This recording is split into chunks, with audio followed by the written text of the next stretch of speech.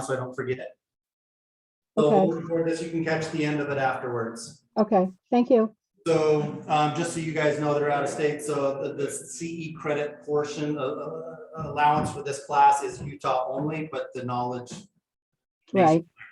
And does your company, obviously it's marked with Facebook.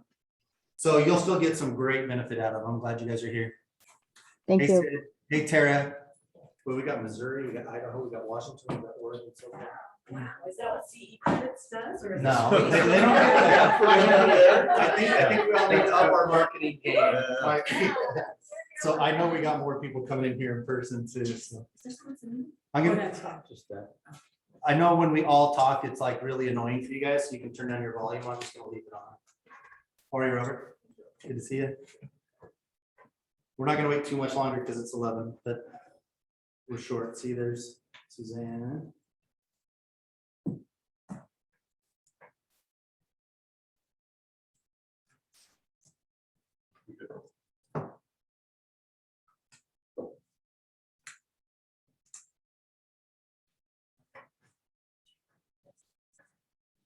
Yeah, you can sit over here. Hey, I didn't even see you speak. Yeah.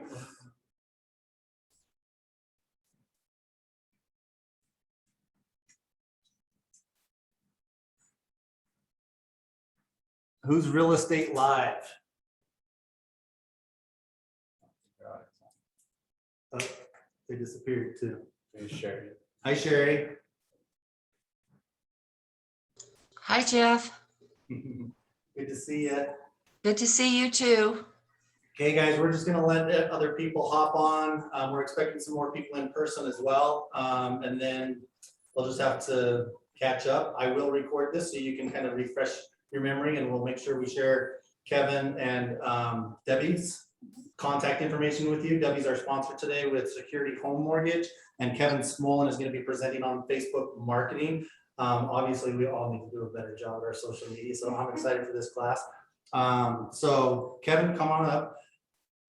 You ready for me now? Yep, come on up. We're just going to get started because it's top of the hour. This is a 2-hour class. I don't want to waste too much more time. We're 11:02.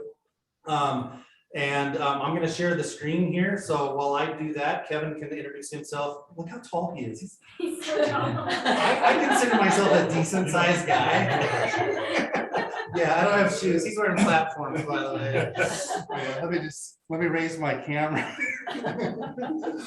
Okay, guys, I'm going to share the screen. Kevin, introduce yourself a little bit more. Sorry, I didn't know more of your background. I should have prepped a little bit better, but take it away. Sure. So my name is Kevin Smullin. My company is 2Q Lead Generation Strategies. Based on the title of our company, you can probably guess what we do. We help agents generate more leads, and Facebook's the primary tool we use for that. And so today you're going to get a deep dive on how to use Facebook really as your marketing database for your business. So today's class is the 1 hour per week marketing system using Facebook. And we're going to go very deep. So if you've attended other Facebook classes and you've been unimpressed, we'll do our best to wipe that sad experience from your mind. And we'll show you some things you probably haven't seen before. So just let me introduce today's class, and we'll kind of go through. If you have questions, feel free to ask both online as well as people here who are here in the room. So. Here's what we're going to be covering for the next 2 hours. So number one, we're going to show you exactly what it's going to take to reach your goals. So a lot of times when I ask agents what their goals are, a lot of times they have a pretty good idea of what they want to accomplish, either transaction-wise or income-wise. And then you ask them the next question, what you're trying to get there. That's usually where things start to fall apart. So we're going to help you with both of those today. Not only knowing what it is you want to accomplish, but giving you a blueprint and a plan to do that. Second thing we're going to talk about is the biggest secret on Facebook that's staring you in the face, but you've probably missed it. I'm going to share something with you that is so revolutionary, you're going to say, Doug, Kevin, I already knew that. And I'm going to say, I know, but for whatever reason, you're just not using it in your business. But it's the #1 reason why people don't make more traction on Facebook. And so we'll cover that with you. Second thing is we're going to show you, or third thing, I can't count. Third thing is we're going to show you how to use Facebook as a tool to build a massive pipeline of people, whether it's 5,000, 10,000, whatever. And I'm going to show you how to just repetitively market to them over and over just to build trust and credibility. talking about how to beat the Facebook ad targeting changes. Just for my reference, anybody in here running Facebook ads, either currently or previously? I've done like two in my Okay. life. Okay, cool. So in the last year and a half, Facebook has made some pretty significant changes to their targeting. We'll talk about that and how to improve what you're doing based on the changes they've made. And then lastly, this is really the focus of today's class, showing you a marketing system that you can get done in an hour of time per week, right? So many things, or so many people say that Facebook takes a ton of time. I have to log in all the time, posting all the time. I'm going to show you why none of that is really true. And so if time has been the major reason you haven't been doing this, you're really going to like what we have to share with you today. So if we can cover all that in the next 2 hours, is that time well spent? Absolutely. Perfect. Kevin, let me interrupt before you move to the next slide. Hey, guys, if you're in Utah on Zoom, put your email in the chat for me so that I make sure that we connect you and get you CE credit. Utah only. Okay. So they also want their license number too. Well, I'll get that. Yeah. Let's not overwhelm them. We'll email. And then my teaching style in the presentation today, you're going to see tons of screenshots. That's one of the things people love about the way that I teach is I don't teach theory. I don't teach what might work. I'm going to show you actual screenshots, actual ads, actual campaigns, the things that are working today. So Jeff has my presentation. Feel free to share it with your team. Awesome. I know it's a large file, so do what you have to do, but I'll figure it out. anyway, so that's what we're going to cover. Just to kind of introduce myself. So again, my name is Kevin Smullin. So me and my wife, in March, it will be 25 years that we've been married. So pretty cool about that. We have 2 kids. So my son, that picture on the left is a little bit dated, but my son, he's 20 years old. He's currently serving as a missionary, for those of you that means something. He's in Rome, Italy at the moment, and then my daughter, she's 16.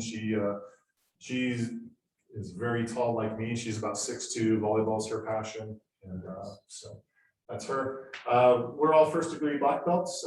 You know, on Facebook, when you get involved in certain topics, you start seeing more of those kinds of posts. I once saw a T-shirt that says on the front, I'm a black belt. On the back, it said, "Touch me and your first lesson's free." I thought that was pretty cool. I almost bought it just because of that. So anyway, my history and my background. So when I was a 22-year-old kid, that was 24 years ago. If you can do math, okay, how old I am. I decided I was going to go get my real estate license. That was where I was going to make all my money on this planet. And I was a 22-year-old kid. I knew nothing about nothing. Super naive. I just figured people were going to line up to do business with me because I had a license that said that they could. That was a terrible marketing plan. I don't recommend it for anyone. And so there's a statistic in the real estate industry that says 87% of agents will fail their first couple of years. I was one of those. Right. So I lasted a little less than 2 years just because I didn't know how to generate business. But that's where everything started for me. So I'm a super competitive person. I started studying everything I could about marketing, about lead generation, business development, and frankly, that's how everything started for me. So I took what I learned and started teaching other people. Their business started growing at a pretty rapid rate, and that's honestly how all this started. I was just trying to find a solution for my own problems. So that's my background. Currently, I've generated over 50,000 leads using Facebook. That's why I can show you examples, because I actually have examples to show you. And then recently I was awarded as one of the top 25 real estate coaches in the country. I don't say that to brag. I just want you to know that you are not my guinea pig, right? This is not my first time teaching this stuff. So with that being said, let's just go ahead and jump right in. The first part of today's class, like I said, the first thing I wanted to cover with you is just giving you the blueprint and the outline for helping you achieve your goals and knowing more or less what that marketing plan is going to be to get you there. So with that, the only way I can really do this is just a little bit of math, and I know agents hate math, so I apologize. But the funny thing is I've never met an agent who can't do 3% math. It's kind of weird how that works. So this is going to be really simple. The first question is very easy. Feel free to jot down notes, use your calculator on your phone. The math is very simple, but feel free to cheat. So the first question is really simple. What's your income goal for the next 12 months? So if you want to do the calendar year for this year, if you want to do the next 12 months, feel free to do whatever you want to do. But whatever that number is, jot that down, put it in your calculator, whatever you want to do. The second question is, what's a typical sales price for you? Obviously, that's going to fluctuate based on, some of you being in different parts of the country. Some of you work more with first-time buyers. Some of you might be more in the luxury space. I don't know. It's going to be different for everybody. But whatever a typical sales price is for you, feel free to jot that down as well. And then we're just going to do some simple math. What's your typical commission rate? If it's 3%, great, use that. If it's something else, use that as well. But whatever your typical commission rate is, all we're trying to figure out is what is your average commission per transaction. Right? Obviously, some are higher, some are lower. I don't really care about either end. What we're really just trying to figure out is a middle ground. So in my example, if I want to make 150,000, I'm averaging a $300,000 sales price and I'm earning 3% typically, then it's just simple math. 300,000 times 3% is 9,000 gross. And then from there, it's just one more simple step, which is I'm going to take my income goal and divide by my average commission per transaction. So in this case, if I want to make 150,000 and I'm averaging 9,000 per transaction, it's just simple math. 150 divided by 9 is 16.6, which means I need 17 transactions to reach my goal. Now I realize there's commissions and splits and you have expenses. I get that, but it's just easy to calculate based on price. If you want to adjust it for net, feel free. But again, all we're trying to figure out is what is the transaction goal that you're going to need to reach for the next 12 months. Okay. So the good news is that's the hardest part of class. The math is now done. So if you were that far, then we are good to go. Okay. Any questions on that so far? Everybody got their number of transactions they're going to need roughly to get where they want to go. Perfect. Okay, now the rest of the class is what is the plan and the strategy to get you done. So now that we know that, let's figure out what size of a database is it going to take for you to reach where you want to go. The main focal point of today's class is I'm going to show you how to use Facebook as your marketing database. I'm going to show you how to build a massive pipeline of people. We're going to market to them over and over again, and I'm going to show you how simple that really is. But in the beginning stages, what I want to show you is database-wise, what is it going to take? And also cost-wise, what is it going to take? So this is a quote from the Millionaire Real Estate Agent book that was written by 𝐓𝐨𝐬𝐬𝐬. Now, whether you like him, whether you like the book, I don't really care, right? This isn't a debate about that. It's more the principle that he teaches in there about repetitive marketing.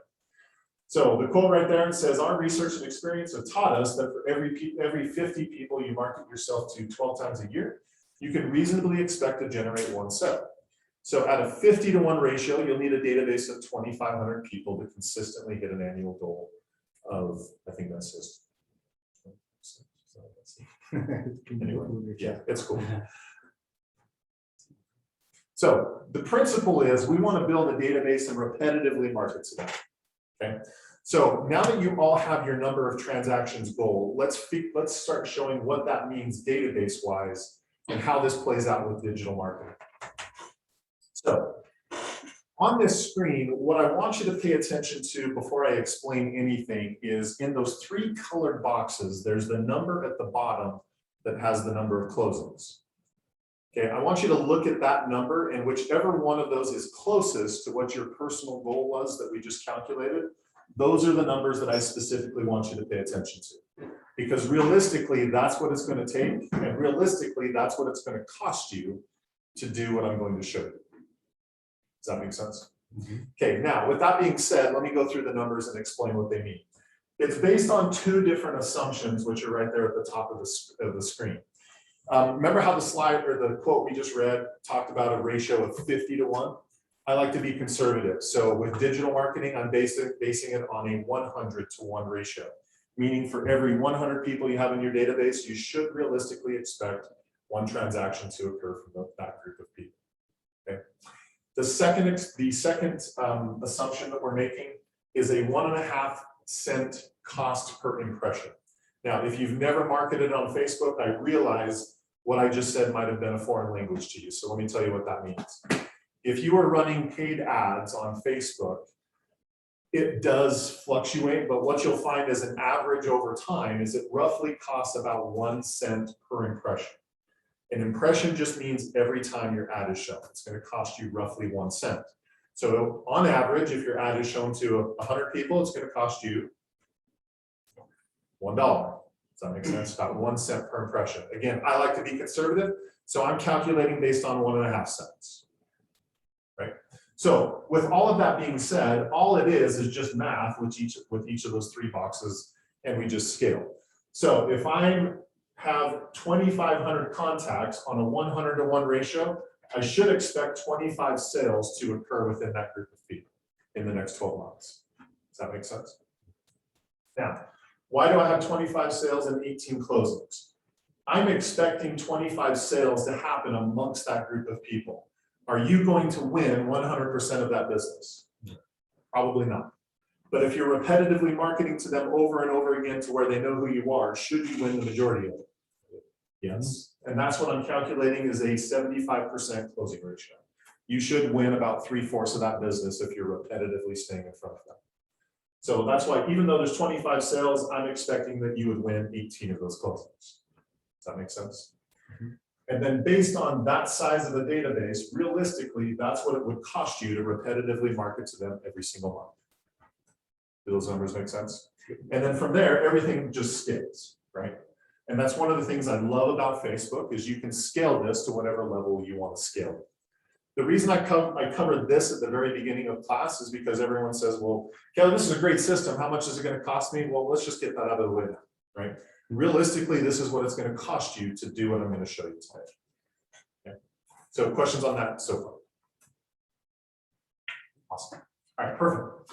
So a lot of times as we start talking about Facebook, people just get stuck at different places. So one of the areas people get stuck on is technology. A lot of times when I teach classes like this, one of the things I hear is, and it tends to happen from the more life experienced people, is that a polite way of saying it? They tend to say, well, Kevin, I didn't grow up with Facebook. Looking around the room, there is no one in here who grew up with Facebook. It's kind of a silly argument, right? Because Facebook isn't that old. So it's just one of those things where some people decide to learn the technology and some don't. Some people get stuck with time. Again, if time has been your biggest obstacle, you're going to love what I have to share today because I'm going to show you how to get all this done in less than an hour per week. Some people just get stuck because they've heard a class like this, they've started a Facebook page, they post, and all they're seeing is a few likes and comments and shares, but it's not really turning into business. They get frustrated, they decide to do something else. I'll show you why that happens and how to break out of it. And sometimes people are just doing the wrong, a lot of times it's just a strategy problem, quite frankly. They just bought into a strategy that's not correct and they spend all their time doing things that aren't effective. So in order to help you understand the system that I'm going to teach you and why what I'm going to teach you, I can almost guarantee is different than what you've heard in the past, I need to share with you the single biggest secret about Facebook. Are you ready? Yeah. All of you already know it, but for whatever reason, you just haven't implemented it. The single biggest secret about Facebook, let me make it as stupid simple as I can. Facebook is a publicly traded company. Yes? I can go buy shares of Facebook stock right here, right now, if I want to do that. That means Facebook has shareholders and investors. And what do shareholders and investors like to see? A return. Return, revenue, profit, right? So you have to ask yourself the question, what is Facebook's form of revenue? Please tell me that you understand that 100% of Facebook's business model is advertising. Yes? Is that a surprise to any of you? Perfect. This is the single biggest secret. Here it is. Since Facebook is a for-profit company, if you expect to have your content on Facebook to be seen by more people, guess what Facebook expects? Paid money. Paid. Does that surprise any of you? The single biggest secret about Facebook, it is literally a pay-per-view system, period. If you want to boil Facebook down to sheer simplicity, this is it, right? Their business is based on people paying to get their content in front of more people. You remember a couple of years ago when Facebook was in trouble for privacy laws, Zuckerberg was testifying before Congress. And in fact, Senator Orrin Hatch was the one who asked the question, how can you maintain a business where your platform is free for people to use? He smiled and said 3 words. Senator, we run ads. So the part where most people get stuck on Facebook is they go to a class, they build a business page, and what they've been taught is the key to success is post, post, post, post, post. So they do that. They build a business page. They start posting lots of stuff. And they're spending tons of time creating all this content and wonderful open houses and cat videos and whatever else it is that they're doing. But they're posting all this stuff, and what they don't realize is there's only a small fraction of people who actually see the content. If you're curious what that number is, it averages about 2.5 to 6%. Meaning if you had a business page of 1,000 followers and you post content, the people who will see it for free averages between 20 to 65 people. If you don't believe me, go look at your stats, you'll be shocked, right? This is the single biggest secret. Does running ads surprise anybody in here? Have you heard of that before? That's what I said, there's nothing secret about it, you all know it, it's just for whatever reason you haven't implemented it. So I have a crazy strategy that I'm gonna teach you today, guess what it is? Run ads. I'm gonna show you how to run paid ads and play that game really well, right? Play it in a way that you probably haven't been shown before, but that's why it's gonna cost you some money to do what I'm going to show you. The place where most people get stuck on Facebook is they try to do it for free. The system is designed to punish those people because that's the way the algorithm works. So the algorithm, which is the formula that Facebook uses to determine what content to show you, right? Does it surprise you if I said that advertisers get preferential treatment with the algorithm? Does that surprise you? Again, here's how you can tell they give preferential treatment to advertisers. Anytime you open up Facebook, you'll see the same thing. The very first post that you see is going to be a post from someone that you're closely related with, something that you frequently engage with, something that's very important to you. It's going to be something of that nature. Why does Facebook show that to you first?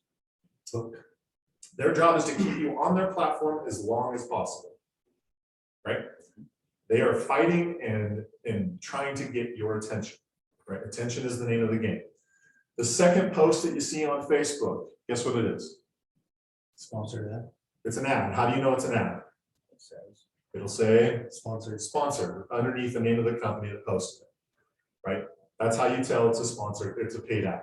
From that point forward, you can count your posts on Facebook like clockwork. Every 5th or 6th post, guess what it is?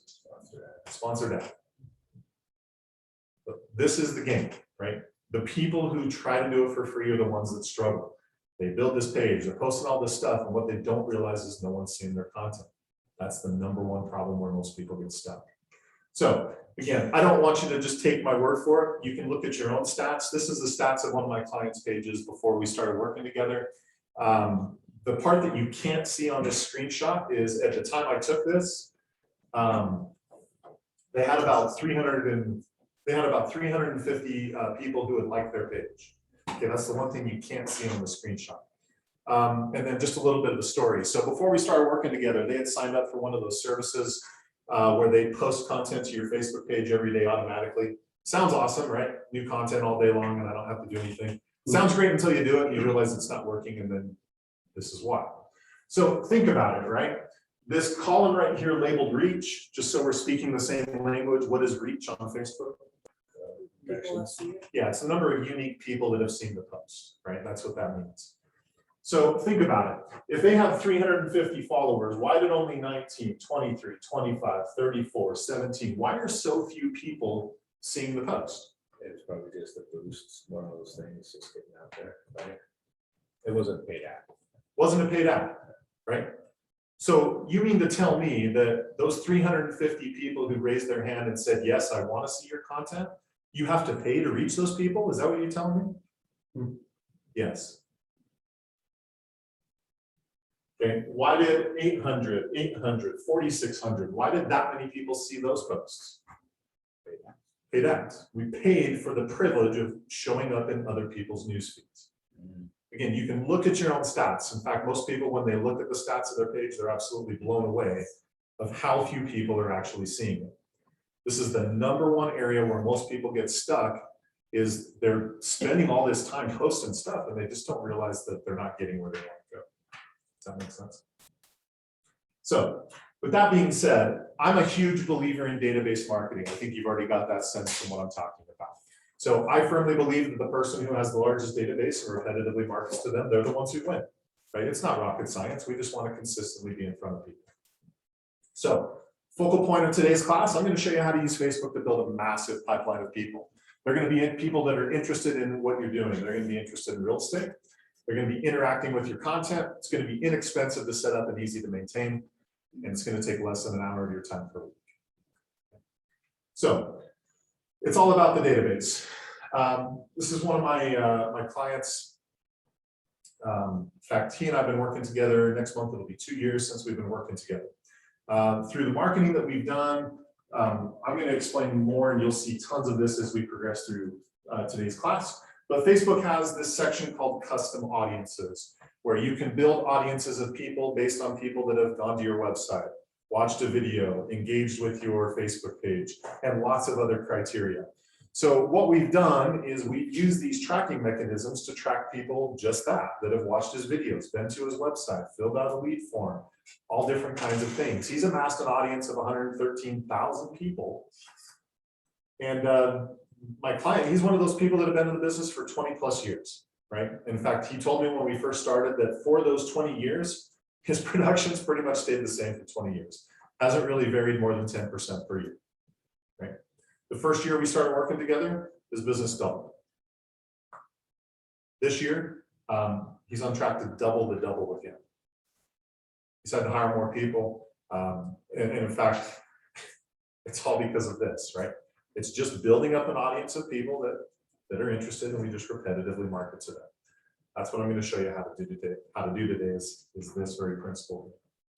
So you can see this is a picture of his ad account.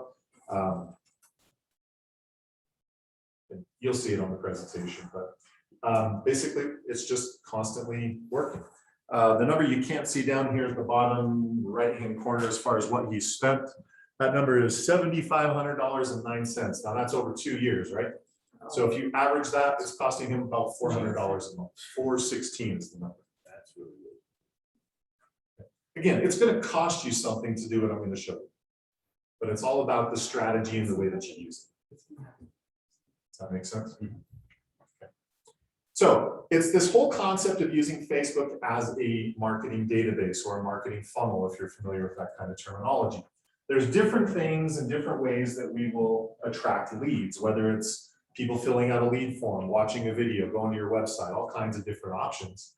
But we find the people that are interested, we put them in this funnel, and then our focus and attention is about creating trust.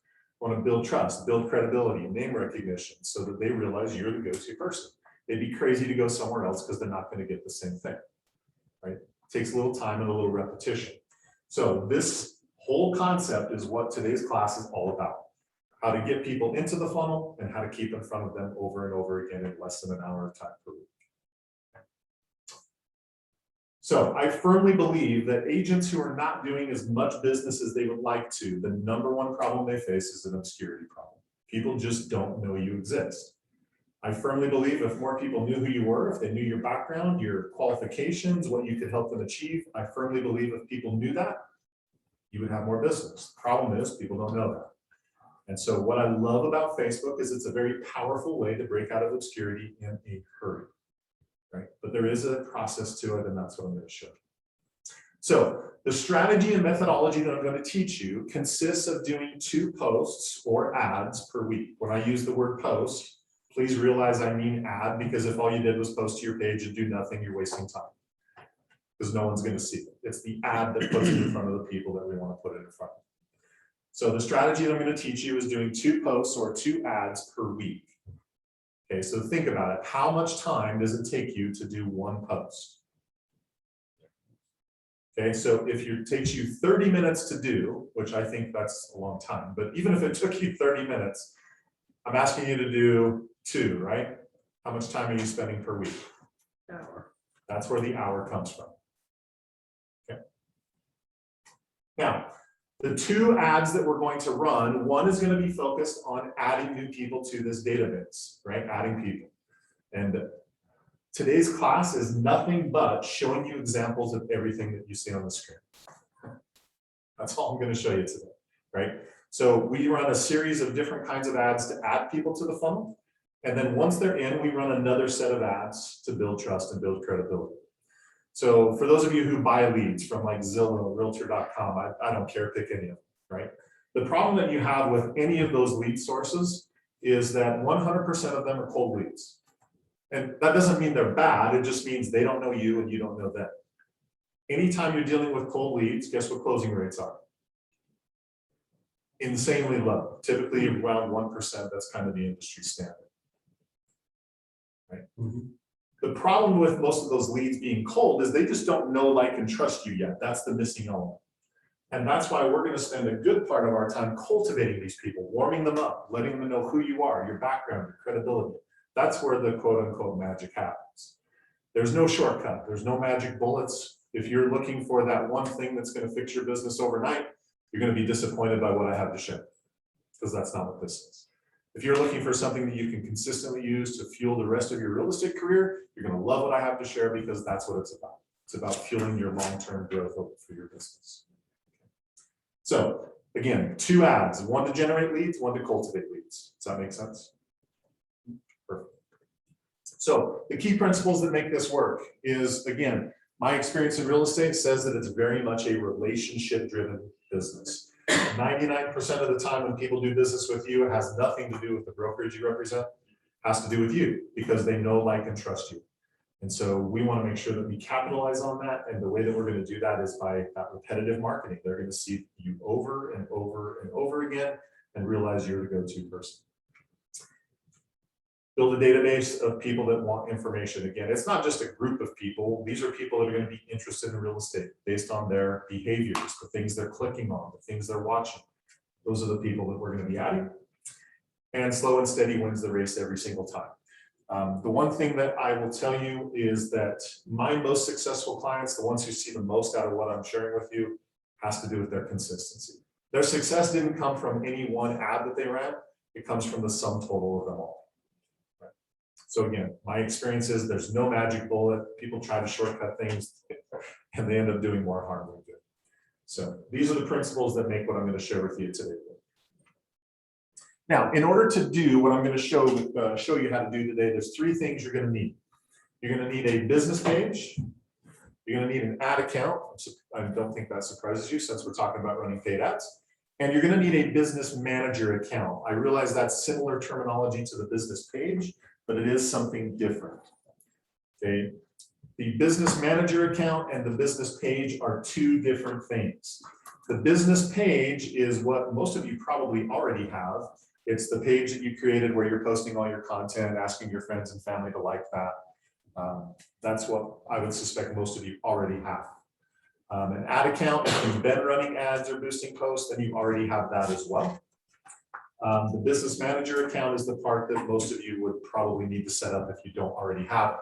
So it doesn't cost you anything to set up, you just have to do it. And where you go is right there, it's business.facebook.com. Now, let me kind of explain the difference between the business page and the business manager account.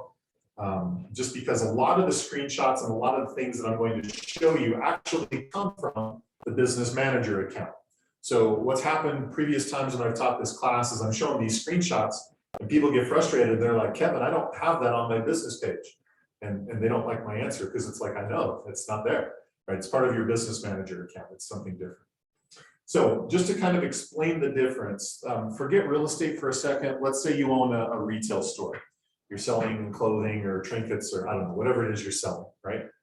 When people walk into your store and they're looking around and they're shopping, that experience right there is similar. That's what we would call in Facebook the business page.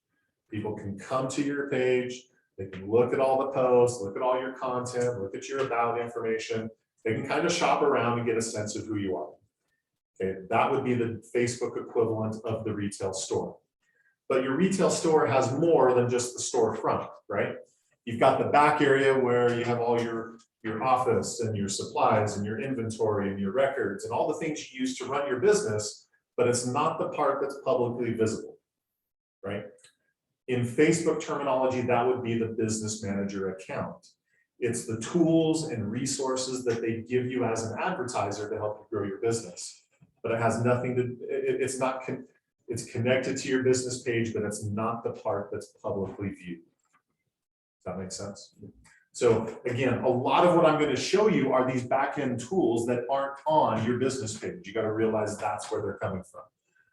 Does that make sense? So you do need both. Again, it doesn't cost you anything to set it up. You just have to set it up. Okay, so now that we've got that, let me just show you an example. So this is an example of a business page. It's probably what most of you already have. You're probably pretty familiar with this. Whereas this is a business manager account. Okay, this is the tools and the resources and again, everything that they give to you as an advertiser on their platform. So that's the difference between the two. All right, so let's start getting into how we build up the funnel and how we start adding people to our database. The first source that we want to have is running lead forms. So Facebook has a specific kind of ad that you can run called lead generation. And what is different about that kind of ad is when people click on the ad, there's a form that pops up that has whatever information you want to collect from people, name, phone number, email address, and you can actually use that as a tool to generate leads directly on Facebook. So here's an example of what an ad like that would look like. It's a very simple concept. What we're doing is we're taking a listing and we're marketing it with the intent of generating interest from potential buyers. Okay. So we're giving them enough information. We're showing them a few photos of the home. We're giving them some details, but there's some key information that I'm not sharing, such as the price, the address, the rest of the photos, because that's kind of the carrot that I'm dangling in front of people that gives them a reason to react and engage with the ad. Right? If I give them everything, they have no reason to click on it. So once people click on that, there's a lead capture form that will pop up right inside Facebook. They never leave Facebook. And what will happen is when the lead form pops up, Facebook will pre-fill that data with their contact information that's in their Facebook account, which more often than not is correct. Now, can they go in and manipulate the data and put in something bogus? Yes. Will that happen? Also, yes. Okay, statistically, about 15% of the time. But because of how easy it is, with their information that just populates, in most cases, most people will just hit the next button and they'll submit that information because they want to see the house. Okay. So here's an example of what typically happens with these kind of ads. When I'm running lead generation ads, the numbers that I see pretty much in any part of the country, it averages typically around $1 to $2 per lead. Okay, so when I say a lead, I'm not talking about like, share, comment. In most cases, that doesn't turn into much. I'm talking about somebody who's requesting information, giving you their name, phone number, and email address at a minimum. Right, so it's costing about $1 to $2 for my clients to accomplish that. So here you're seeing an example from 4 different ads that we ran, 167 leads at an average cost of $1.51 per lead. To kind of put that in perspective, if you were to go to Zillow, Realtor.com, any of those other places, if you do the math of how much you're spending versus how many leads you receive, it's typically upwards of $100 or more per lead. Why do they charge that? Because they can pay it. Because they can, that's the answer. They assume you don't know how to do this, right? The moment you know how, that becomes completely irrelevant. You just don't need it anymore, because for what you would pay for one of their leads, you could generate 50 to 100 of your own, depending on how the ads are performed.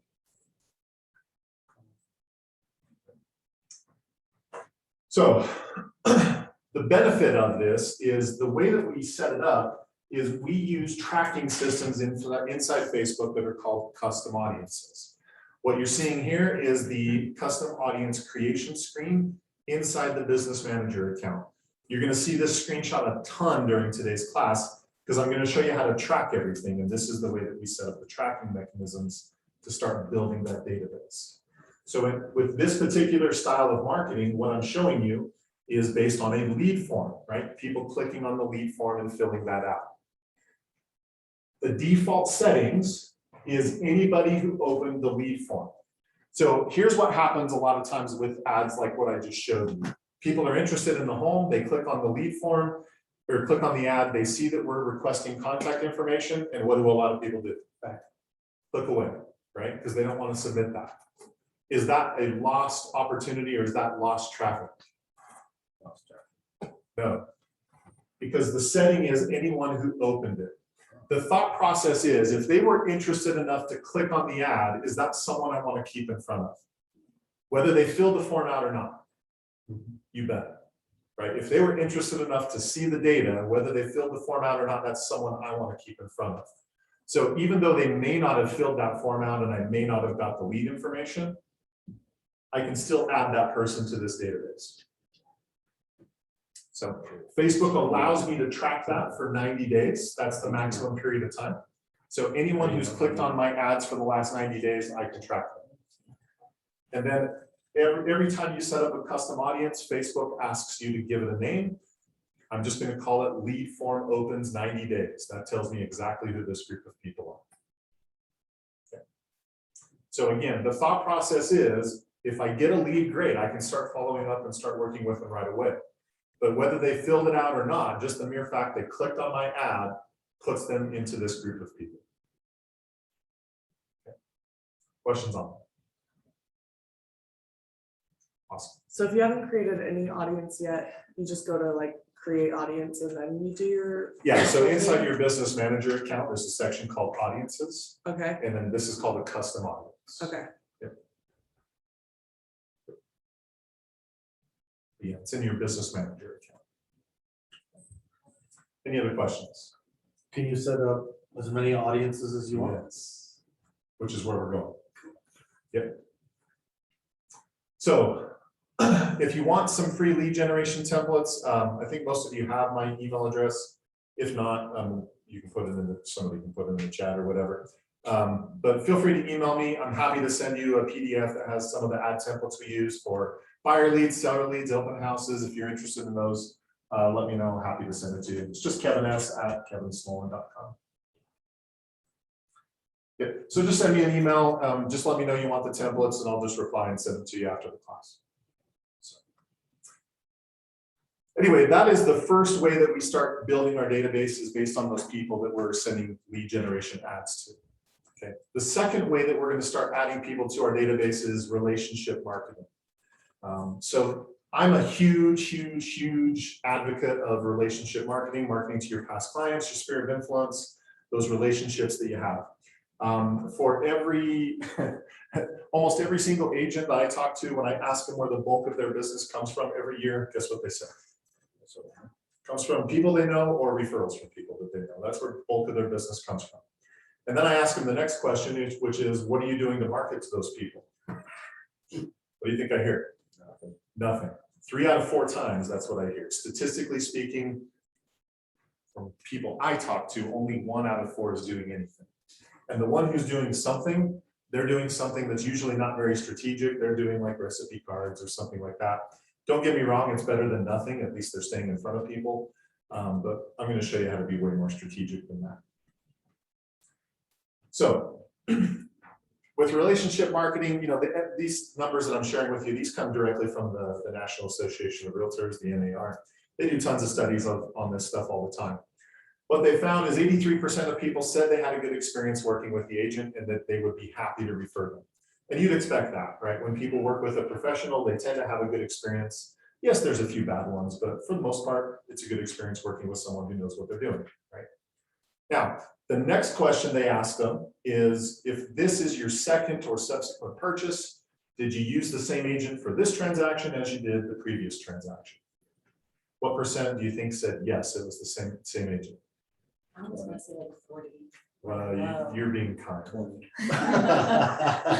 22% is the number. So think about that for a second. 83% said yes, good experience, I'd be happy to refer them. 22% actually use them again. Why is there this huge gap? They're not top of mind in front of them. They're not right in front of them. That's the problem. So obviously I'm talking about stereotypes, and I realize there's exceptions to stereotypes, but at the same time, stereotypes exist for a reason, right? So typically what makes a good real estate agent is they're good at sales. This is a sales business at the end of the day, right? And the stereotypical salesperson, once they make a sale, what do they think about next? Next sale. Next sale, who gets forgotten? The one they just made. And what they fail to realize is their best prospect is a satisfied client. Not only in repeat business, but in referral business, right? So again, statistically for me that I talk to, only 1 out of every 4 agents I talk to is doing anything to market in this area. So the conclusion I hope you come to from today's class, and I know this is going to sound weird because this is a Facebook class, but I hope your biggest takeaway from today is not Facebook. I hope it's this: marketing to your past clients. Whether you decide to use Facebook as the tool to do that or not, it's up to you, but I hope you leave today's class deciding this is a really good idea for your business if you haven't been doing it. Okay. So I firmly believe it's the lowest hanging fruit because these are the people that likely have already experienced what you do. They already know, like, and trust you at some level. If they had a good experience, these are the people most likely to tell somebody else. And they're most likely to do business with you again if you stay in touch with them. One of the things that's crazy to me is, you hear the statistics of where people say that people move every 7 or 10 years or whatever that number is that you hear, right?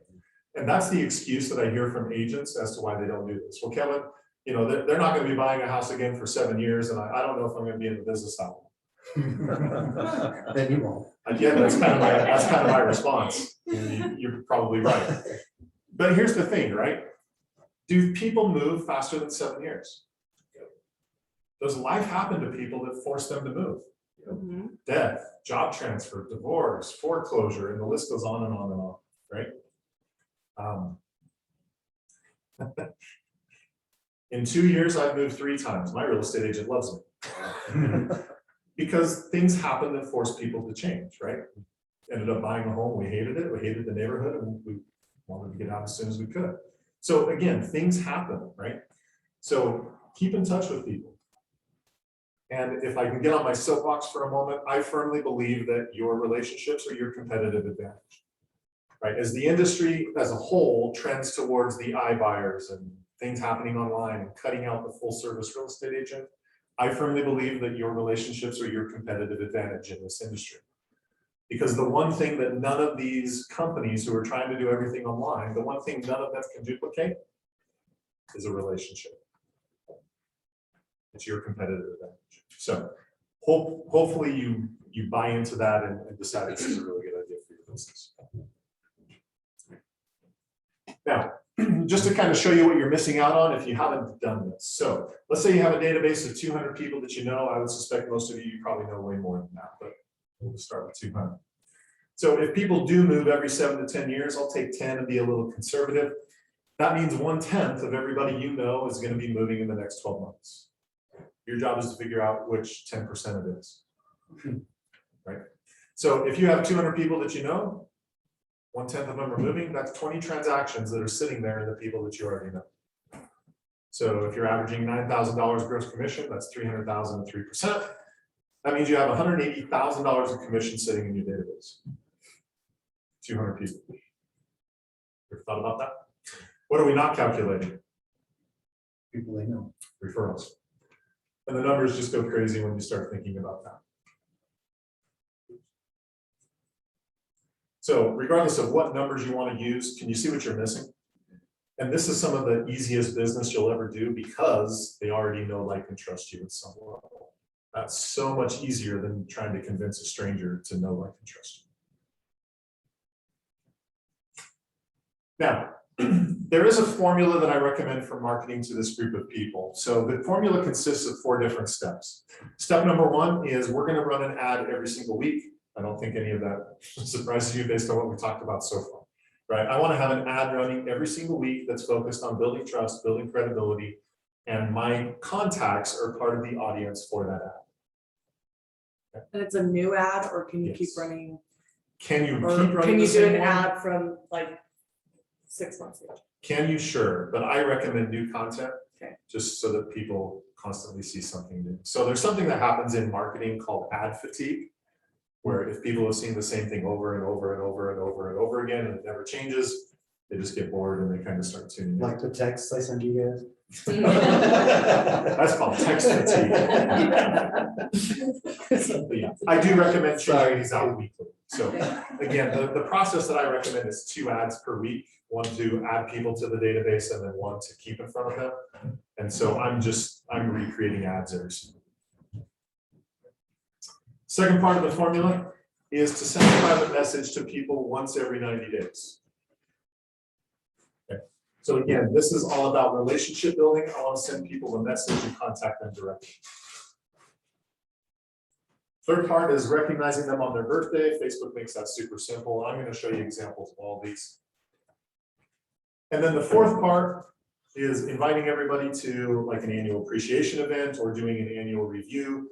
What an annual review is once a year, you're going to contact the person and say, hey, for my friends and family, one of the services that I provide is every year I'm going to tell you what your home's worth without you even asking. So are you okay if I put together a market analysis and send it to you, show you what your home's worth in today's market?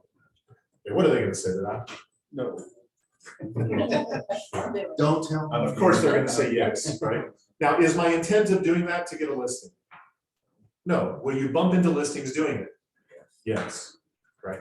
My intent of doing it is it's all about referrals. Okay, think about this for a second. You've got to think about the referral conversation. When your friend or family member or whoever it is, when they're in a public setting and they're talking with people and somebody in that circle says, hey, I'm thinking about selling my house. What do you want your contact to say? Oh my God. Hey, you got to talk to my guy. He's the best one, or gal, right? That's what you want them to say in that moment. That person, if they're smart, they're probably going to say, well, what makes them so great? You've got to think about what you want them to say in that moment. Do you want them to say, well, they're the best real estate agent because I get a recipe card every month? I've heard that. I'm sure you've heard it. But is that what you want them to say? No. What do you want them to say? He's extremely good. What I want them to say is, I see helpful information from him on Facebook all the time. He's everywhere. Right. He contacts me a couple times a year to make sure everything's okay. Oh, he sends me stuff on my birthday that I love.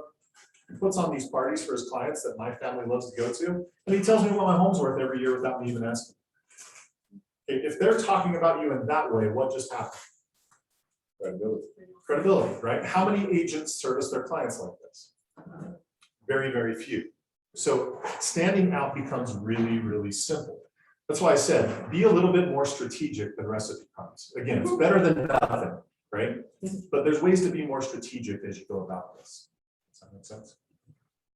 So since we have food, this is probably as good of a time to take a break. Do you want to do that? Yes?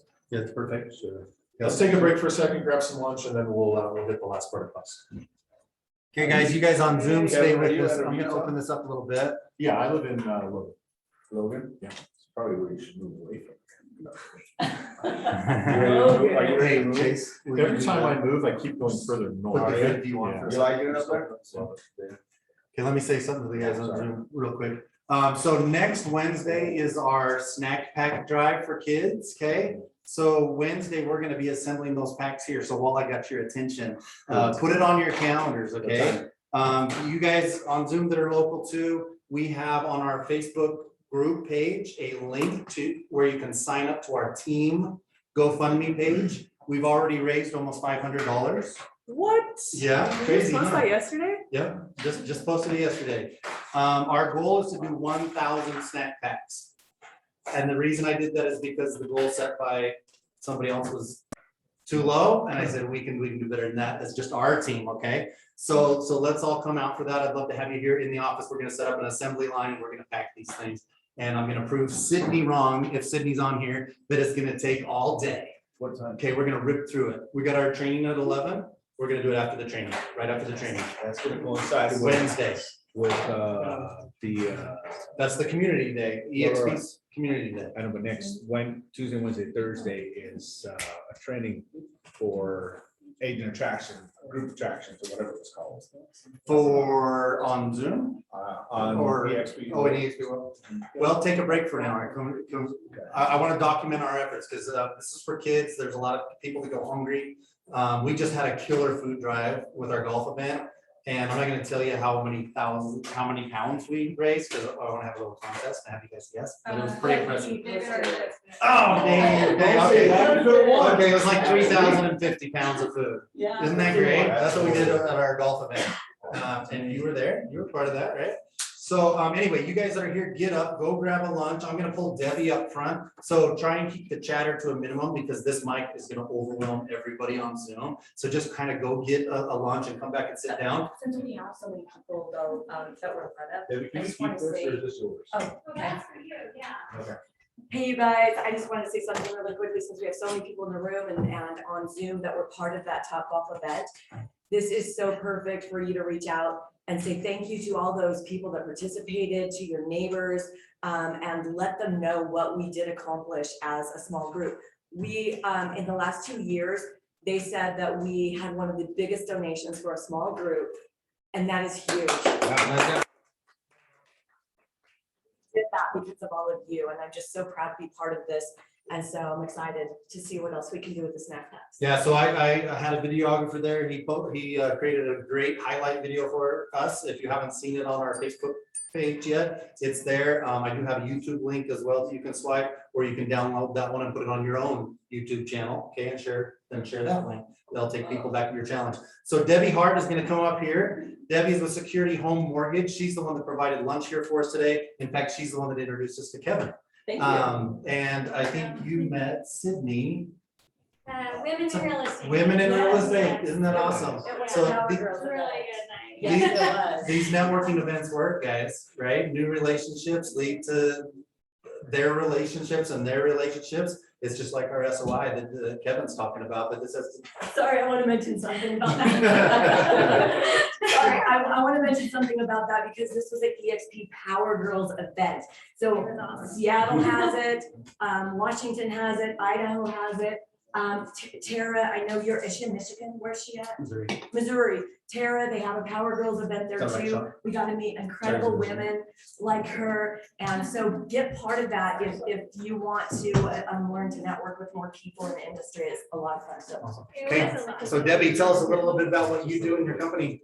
Okay, so I'm a lender for Security Home Mortgage, and I just dropped everybody off a loan matrix.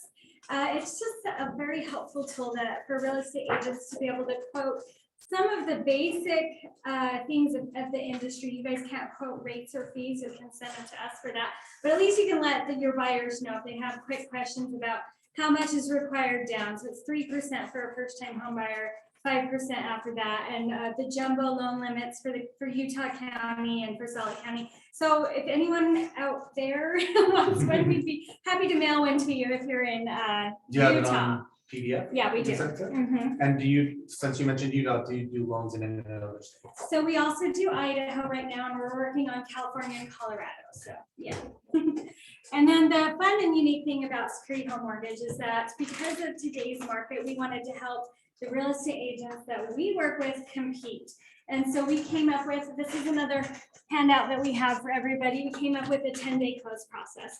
And so what we do there is we will, instead of the traditional pre-approval process, if you let us know that your buyers want to qualify for this, we will put them through a full underwriting ahead of time. And that's traditionally done with most lenders after they have a purchase contract to know that they're serious home buyers. But in order to compete, we will do it now. So we take the time and the money and the effort to do that. We run them through a full underwriting process so that you know there is no surprises at the end. We give them a Security Plus certificate for your pre-approval letter. And in our experience with all the LOs in my office, those offers get accepted first every time except for maybe a cash offer. So that's something we work with.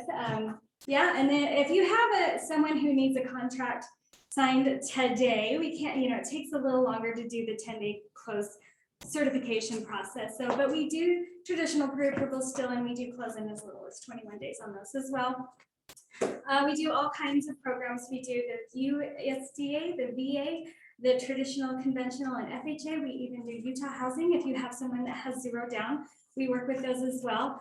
I also do I-10 loans. I'm doing 3 of them right now and 2 more next month. So if anyone is not familiar with what that is, there's not a lot of lenders that do those. It's for people who have a work visa and they don't have a social security number. So I have a third-party non-QM lender that I work with for I-10 loans and jumbo, so we can do those as well. And he has very good, very competitive rates on those. We also work with people who we have to have a credit score of 640, but I have 2 programs I work with people. So I have a buyer right now who's at 512. And what we do when we run our application process, we use them in Encompass, and we have Wayfinder embedded in Encompass. Is anyone familiar with what Wayfinder is? So when we pull their credit report, it will give us 2 scores for each trade line. It'll give their current mortgage rating, which is different when what they are going to see on Credit Karma. So if they come to you and they're like, oh, I'm at this, let them know that that's not their actual mortgage score. What we pull is a different score than they would see on Credit Karma. So the only way to actually know is to allow us to do that. You can let them know it only deems them 3 to 5 points, and then it goes back up in 90 days. But we will see 2 scores. We'll see their current score, and then we'll see their potential score. So if they're at a tier where 6 or 740s are top tier pricing, and it goes in increments of 20 points after that. So 720 is the next best pricing, and then 700, 680 down to 640, right? Wayfinder will automatically tell us their potential score. And if we can get them to the next tier of pricing, it will let us know, and it will give us the exact steps that you and I can tell the buyer to do to get to that. So it will tell us, say they need to pay $30 more on their car loan, or $0, or $200 on this card, and then pay off this card. And if they do those things, their score will move to this. And what we do is, at that point in time, if they're willing to take those steps, we do a rapid rescore. And so we pay $110 per trade line, and it will be reported within 3 to 5 days instead of the traditional 30 to 60. And if for some reason Wayfinder won't get them up to the next tier of financing that would qualify them, I have an in-house partner that I work with as well for credit repair. She has been doing it for 10 years, and she has a money back guarantee, and nobody has ever asked for a refund. And so we have a lot of, there's programs out there that will tell your buyers to do this month-to-month program. Please stay away from those. That puts their home buying process out way too far, because they only work on one little piece of one little problem per month. She has a flat fee up front with the money back guarantee. It's a 90-day program. They have to produce all 6 documents, or they have to remove it. So we have had wonderful success working with her. If you have anyone struggling, we can usually get them closer to qualifying in as little as 90 days. So, Awesome. yeah. Thanks, Debbie. Good stuff. Okay, back to our scheduled program. Come back, guys. That was great. Thanks, Debbie. I already have some people in mind for you. Give me a favor then.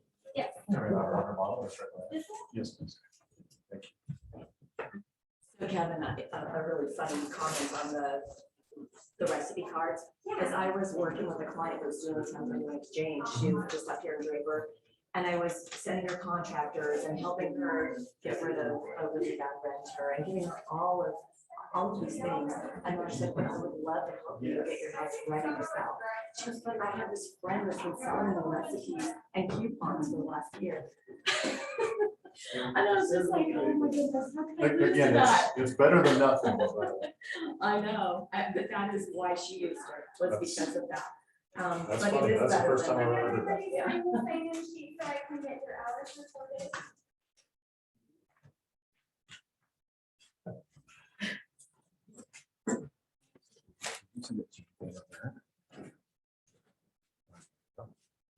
You get 5 teams. So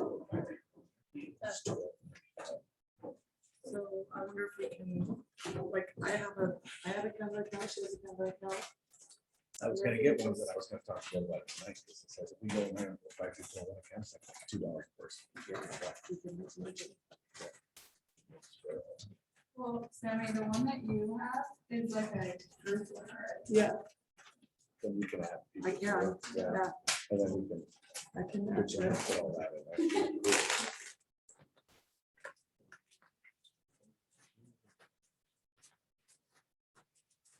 Sorry, I didn't mean to brag on Logan. It's been a long time since I've been Logan. But they have that, I can't remember what the guy's name is, they test out amusement park rides or whatever. Have you ever done that? No. It's right up there, I don't know where exactly it's located. The guys who get big amusement park rides, they have a, on the stand, they always have their little test ones that they're doing. Like a simulator? Yeah, but it's it's the real thing, but they just let people come up and test them. And it's pretty cool. Yeah, very scary. Like, oh.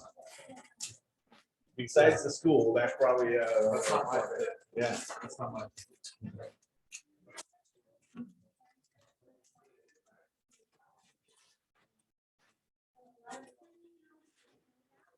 You go whenever you're ready.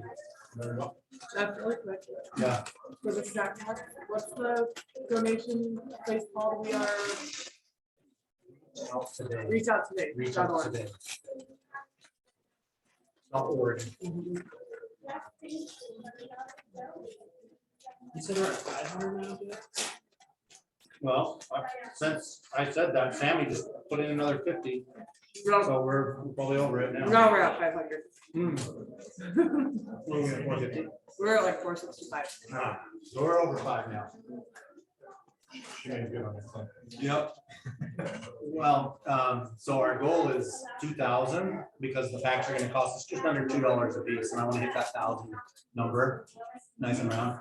So, yeah, I think we'll get there.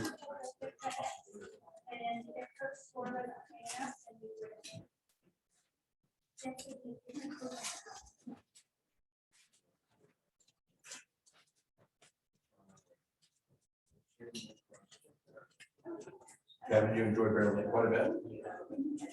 No, what you go to, what's your go-to lake? What's my go-to lake? Yeah, you guys have something up there you go to? You have to go to a lake to have a go-to lake. That's not that's not really my cup of tea. Bear Lake up there, huh? I forgot to promote Kevin. I am personally using him, and that is why I invited him today, because I have gotten leads through his system. Awesome. Cool, thank you. One thing you'll find about people who are active in the social media space, they're kind of hermits. That describes me pretty well. So, yeah. This is my description of getting out. I'm joking, but I'm not. So, anyway. Thanks for getting out, Kevin.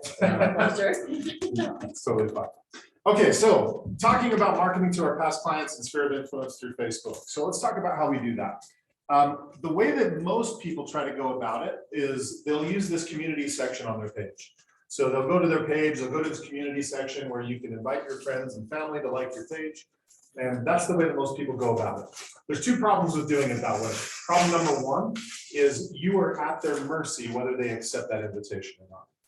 So is everyone going to accept the invitation to like your page? No, of course not. So the moment they don't do that, if you're relying on that, your opportunity to market to them ends right there.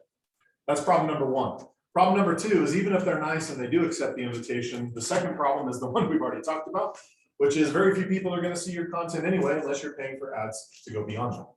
So having people like your page, it really doesn't accomplish what you think it's going to accomplish. So the way that we go about it is different. Again, Facebook has custom audiences and we use audiences for this. What a lot of people don't realize is you can upload a customer list directly inside Facebook and run ads to that list. Say an external list I can upload to this? Correct. Cool. So you can take a list of your contacts. If you do farming, you can take a neighborhood list and upload that. If you have another business, you can upload your contacts from that business. Lenders can upload lists of agents and market to them, right? It's totally flexible. Doesn't matter whether they've liked your page or not. If they have a Facebook account, you can market to them. Okay, in order to do this, the information that Facebook is primarily looking for is a name and or a phone number, because that's the information we provide to Facebook when we create an account. So what's happening behind the scenes is when we upload that list to Facebook, Facebook is scanning user accounts, looking for matching phone numbers and email addresses. Every time it finds a match, pulls that person into this list, and that's what allows us to market to them. Right? So Do you need both, Kevin? Phone number and email? you'll get more matches if you do, but it's not necessary. Yeah, one or the other is fine. So when we upload it, it's going to ask this question if it's a file that includes LTV. I know all of you are in the real estate industry or lending industry, so that means loan to value, but that's not what it means here. With Facebook, LTV stands for lifetime value. So it's not real relevant for what we're doing, but just to kind of give you an idea of what's possible through this. Let's go back to the retail example. If you had a retail business, you could include a column on your spreadsheet for lifetime value that showed the amount of money people had spent with you. And Facebook would prioritize the ads to the people who had spent the most money with you. Again, not super relevant for what we're doing, but possible. And then what we do is we simply just take that spreadsheet, we upload it to Facebook. When we do that, Facebook looks at each column and it's just asking you what it is. So you're going to look at this column and say that's the first thing. You're going to look at this one and say that's the last thing. Once you've identified the columns, you hit the submit button, Facebook does the rest. Okay. So a lot of people don't realize that this is possible, but it's the most efficient way of marketing to your contacts because it doesn't matter whether they liked your page or not. This way, you're going to be able to ensure that they're going to see the ads that we run.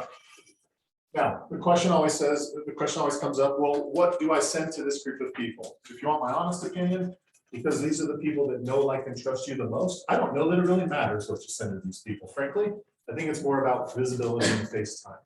But just to give you a few examples, here's an ad that one of my clients ran. She was sitting down just doing a market analysis for somebody that dawned on her that maybe some of her contacts wanted one as well. So that's the nature of the ad. Hey, I was just putting one of these together. If you're curious about the value of your home as well, let me know. Happy to put one together for you as well. The list that she uploaded to Facebook, it was about 400 people. That was her sphere of influence list. So again, Facebook ads tend to cost about 1 cent per impression. So how much is it going to cost her to run an ad to 400 people? $4 is what that ad cost her roughly. For that ad, she had 3 people respond to it and turned into listers. Not bad for a $4 investment. Okay, this is an example of like a transaction map. So the agent that did this, they kind of did it as a gratitude piece. Hey, here's what we did, during this calendar year. We appreciate your support, your business. We're looking forward to another great year. And that was the nature of it. Now, part of our purpose in doing this kind of marketing is building trust and credibility, right? So when people see this, does that build trust and credibility? Mm-hmm. Absolutely. People like working with successful people, right? So the more they can see that you're active and successful, the more people want to work with you. Videos. I'm a huge fan of videos. We're going to talk about it a little bit more as we get further into class today. But videos, in this example, it's a video about top tips for improving your sales price when you sell your home. Again, I firmly believe that if more people knew who you were, knew your background, knew what you could help them accomplish, you'd have more business. This goes a long way to doing that. And just being able to demonstrate your expertise, again, that's what we're trying to do, is build trust, build credibility. Video, in my opinion, is one of the best ways of doing that, because the more they can see your face and hear your voice and know what you're all about, it will go a long way to building trust. So I love videos. And like I said, we're going to talk a lot more about it as we go. But these are just a few examples and things that you can do to keep in front of them. The second part of the formula that we talked about was sending messages to people. You've probably been to trainings where they talk about sending 2 to 3 thank you cards per day, handwritten thank you cards. Have you ever heard that before? Okay, this is the same thing. It's just the digital equivalent.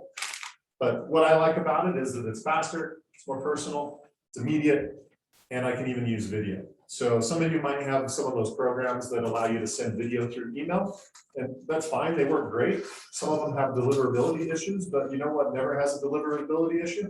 Text. Facebook. Oh, thank you. Because I can send a message through Facebook, I can use that little camera icon, and instead of taking a picture, I can send it as a video. Right? So if you want to use video, great. I highly recommend it, but even if you can't, so what? Right? My recommendation for sending people messages, people say, well, Kevin, what should I talk about? And my response is, I don't know, what would you say to a friend? That's what you should talk about, right? They're going to see tons of real estate content from the ads that we're putting out. I think one of the mistakes people make is they use this conversation to try and turn it into a real estate sales opportunity.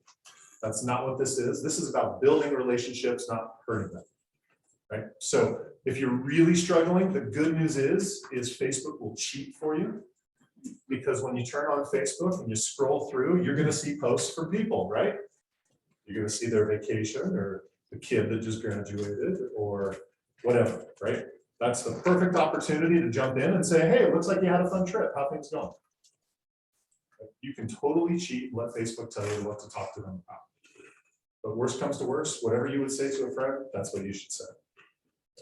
The time that I would recommend to do this, use dead time to do this, right? All of us have dead time every single day. Whether it's we're sitting at the doctor's office waiting to see the doctor, we're waiting to pick up our kids from school and you're sitting there.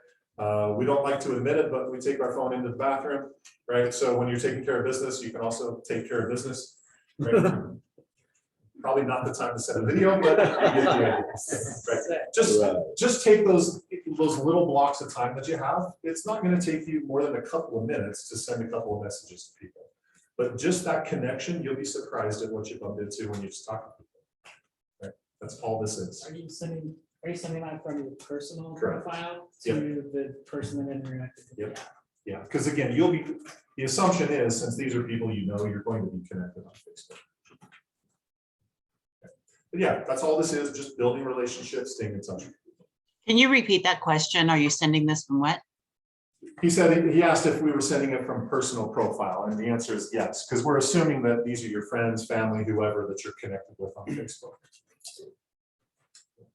Yeah, if you sent a message like this to someone that has no idea who you are, probably not going to be super well received. Yeah.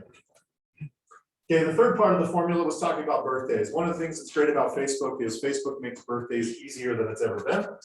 There's a section called events, and when you click on it, there's an option to do birthdays. It'll show you a chronological list of every friend when their birthday is.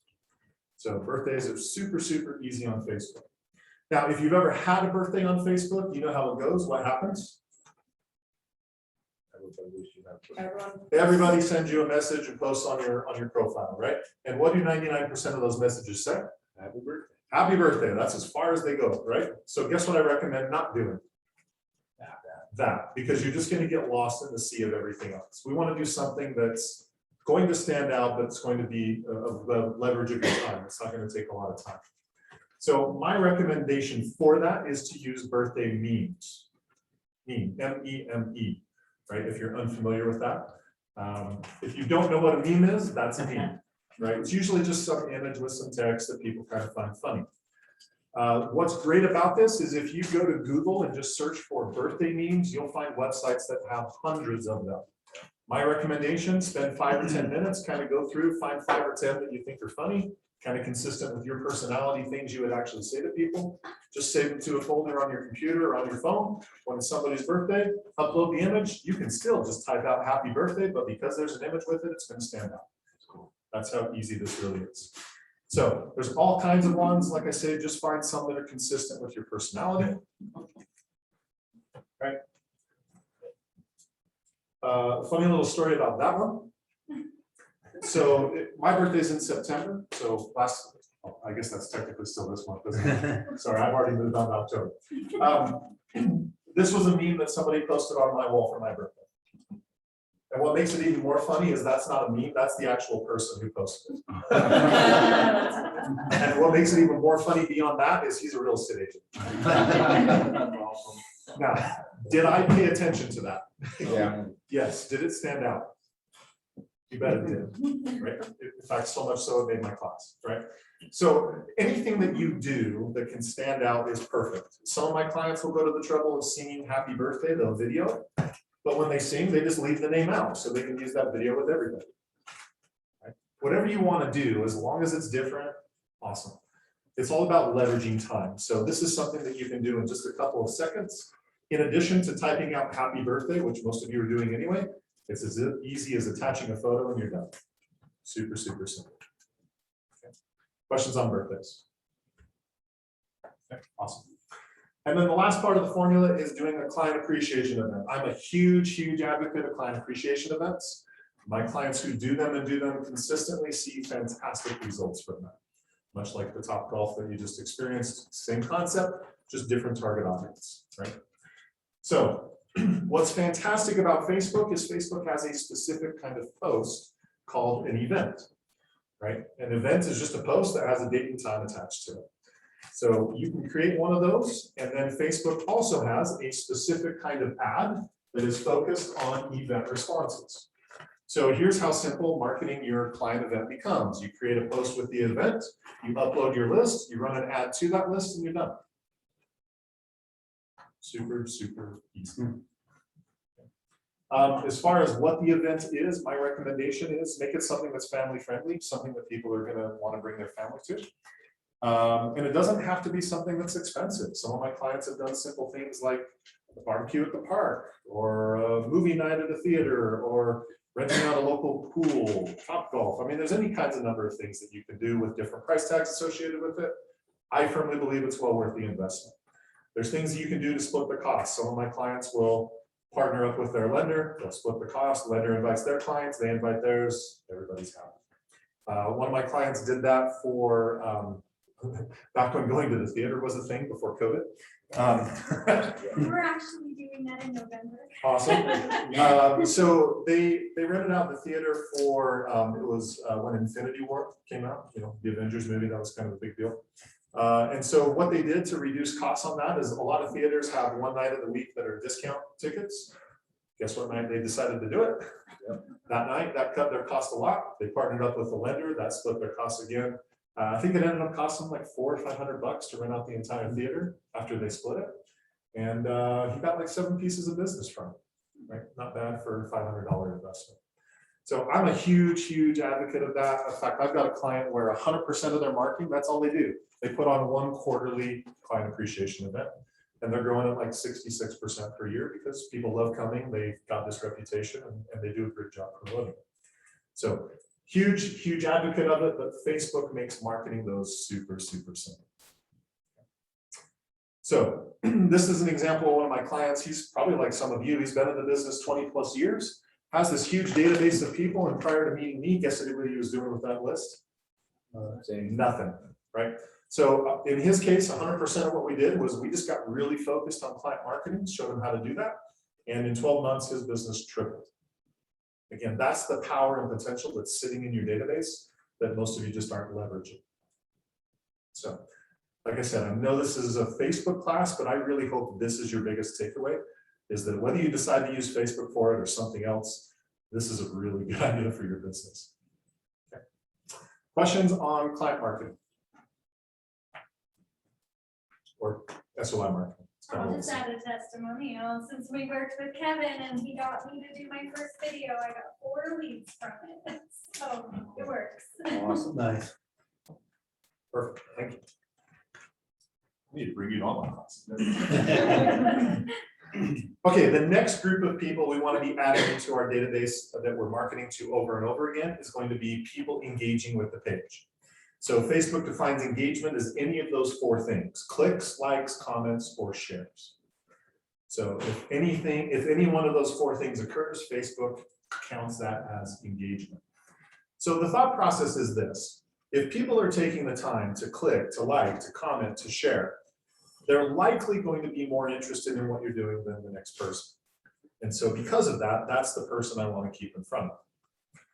So here's an example of an ad that we were running. This is an ad where we're marketing a list of homes. In this case, it's just a list of homes that have an accessory apartment, like a mother-in-law apartment kind of thing, right?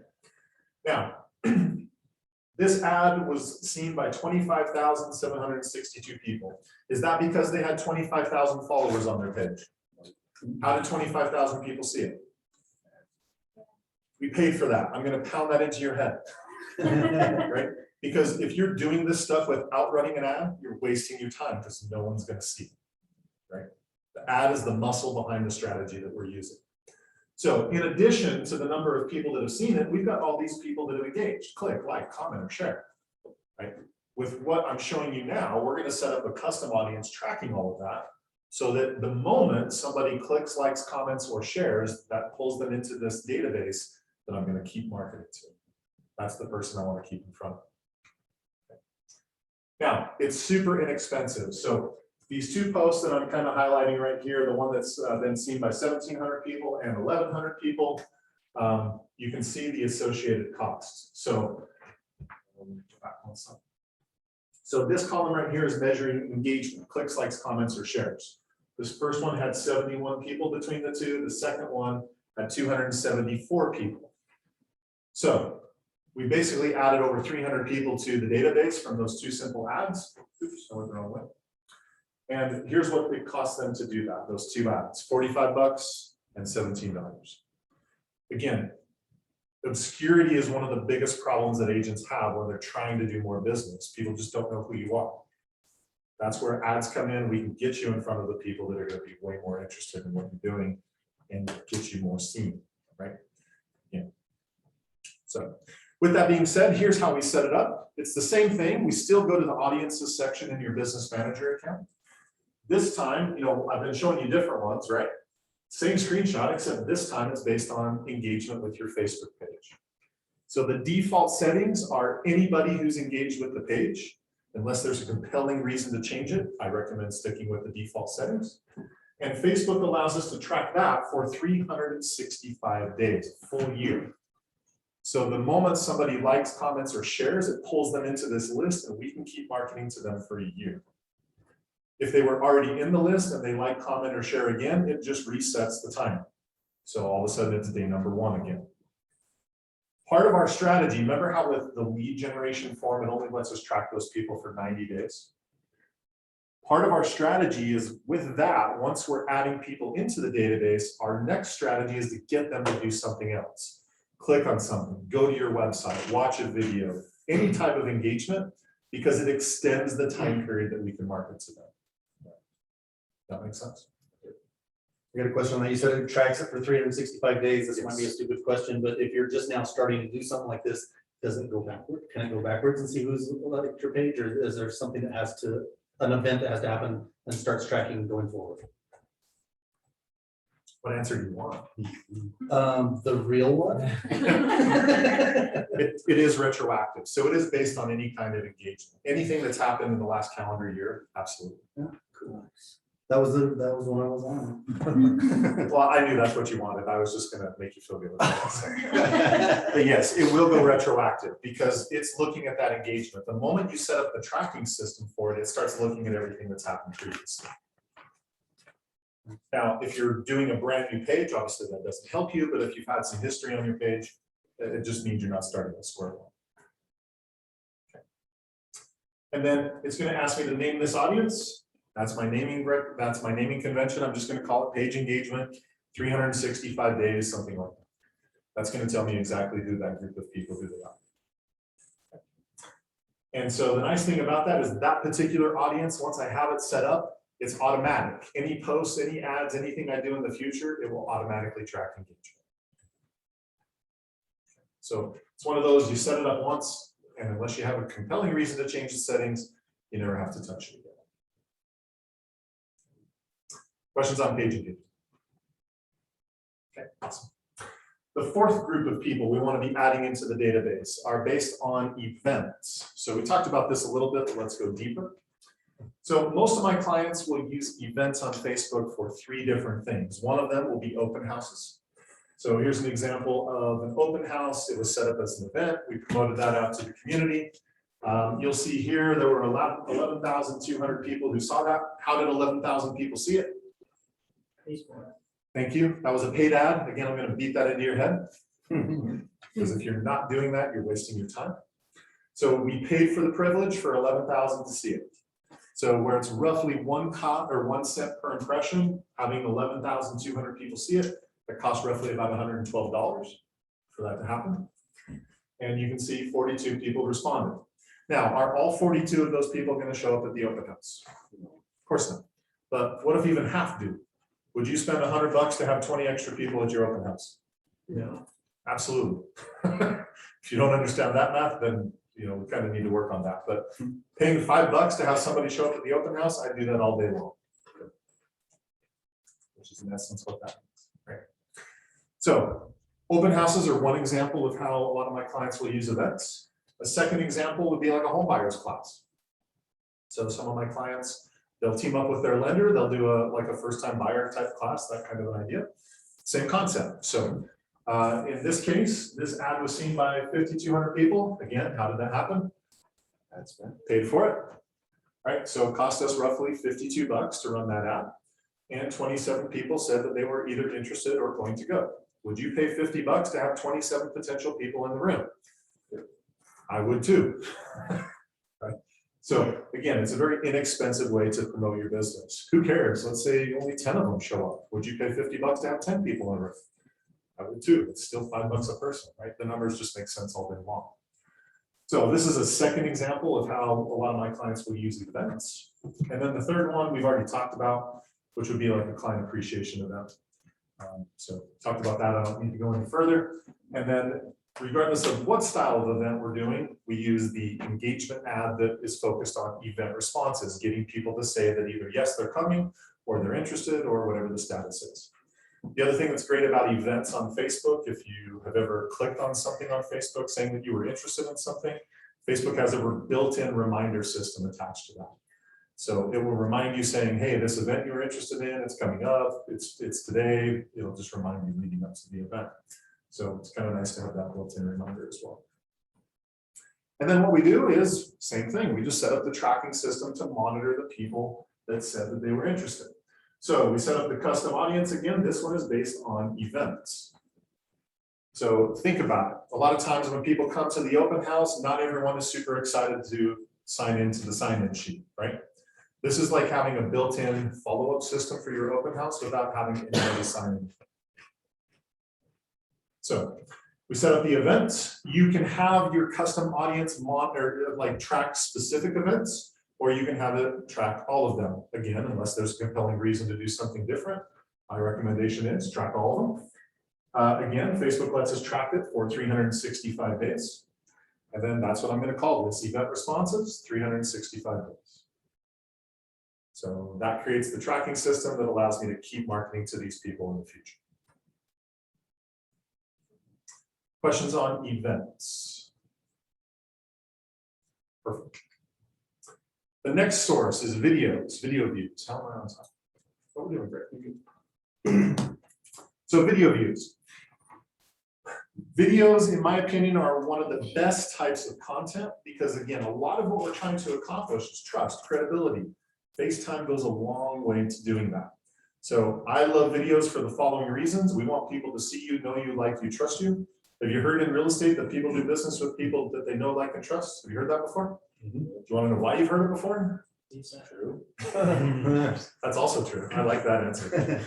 Because it's true. That's why you've heard it before, right? It's very relationship driven. People, this is a transaction that the average person will only do a handful of times their entire life, right? They're going to do that transaction with someone that they trust. So videos are perfect for that. Again, getting them to recognize your face and know what you're all about, authority, trust, all of it is perfect. So I love, love, love videos for this reason. So if I play this video, will the sound play on the Zoom meeting? I hope so. I hope so too. I'll make sure to sharing the sound as well. When you click screen share, you can click the green button that says new share and then just make sure that sharing the It'll save sound. an audience settings too, yeah. Oh yeah, sure. Okay, perfect. So I'm going to play this video. And the intent of the video, I'll explain after. So this is a market update video, just talking about what's going on in the market, right?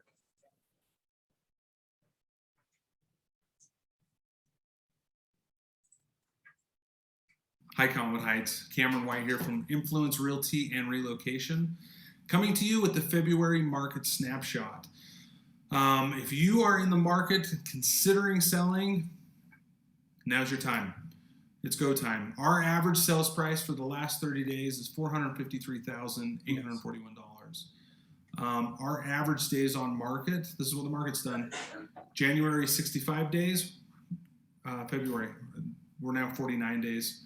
So we're compressing there. Our time on market, as we're pushing into spring, it's just going to get tighter and tighter. Average right now, sellers are getting 98% of their asking price, which is nearly full price offers, which is phenomenal for you.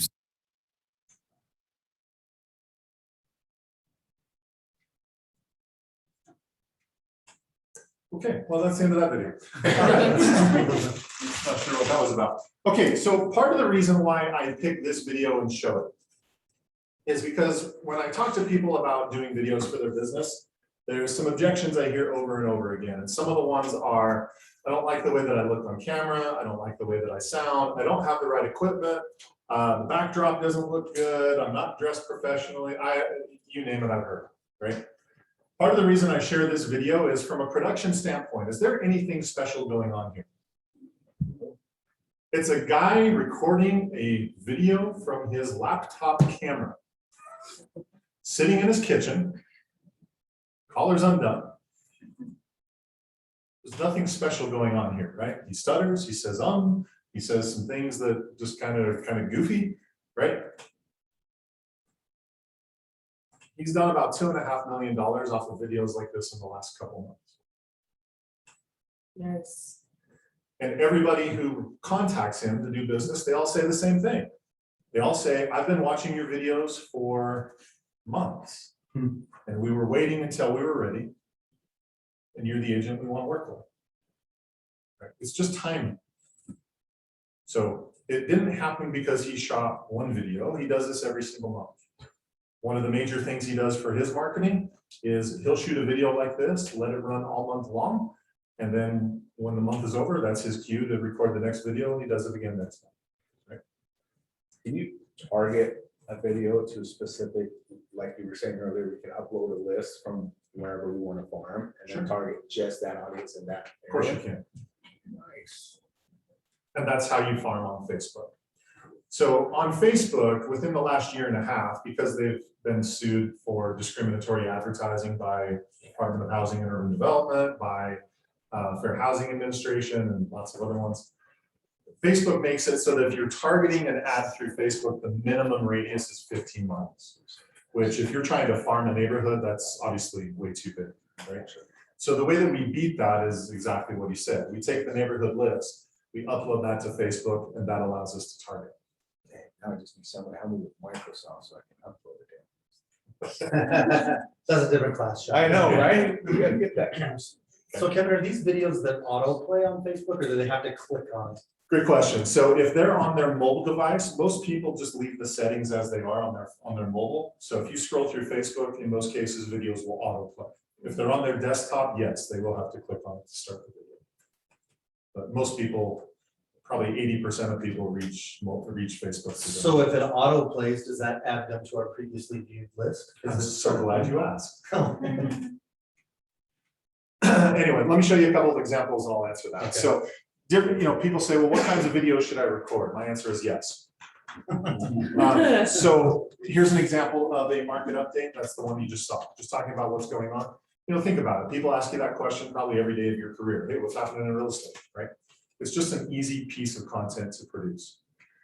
You saw this example earlier in the class, talking about tips for selling. My advice to you is I would tell you to think about the questions people ask you every day of your career, and most of those are probably a good topic for a video.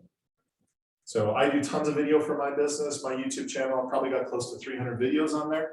Tutorials showing people how to do different things, and I would tell you probably 3/4 of the content on there have come from questions people ask me. So just pay attention to the questions people ask. It's probably a great idea for a video. What's the best video software and editing device that instead of just your phone? Like, you're going to hate my dumbed down answer. The one you're going to use. They all work. Yes.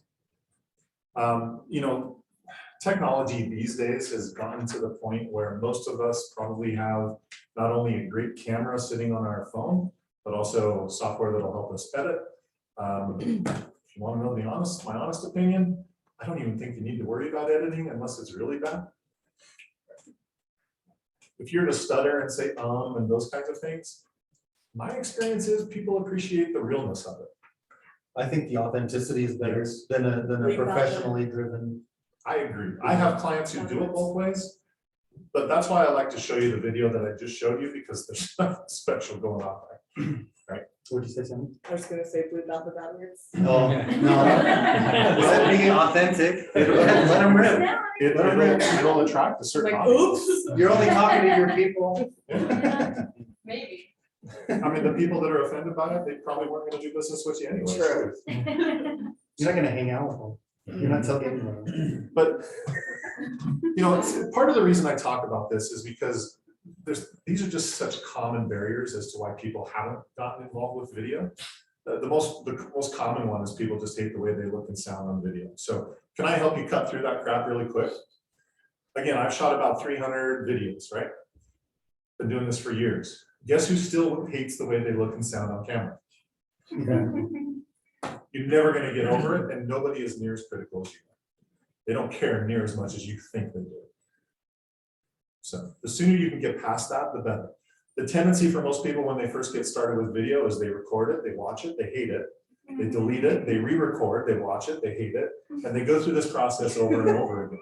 I still need a bloopers. Guys, the reality is that's the way you look and sound. Nobody. Ashley and I have some serious blooper videos. As do I, and it's fun. wasn't kidding about the spurs. But the sooner you can cut through that and just realize that you're the only one who really cares about that, it just speeds this process up. Right.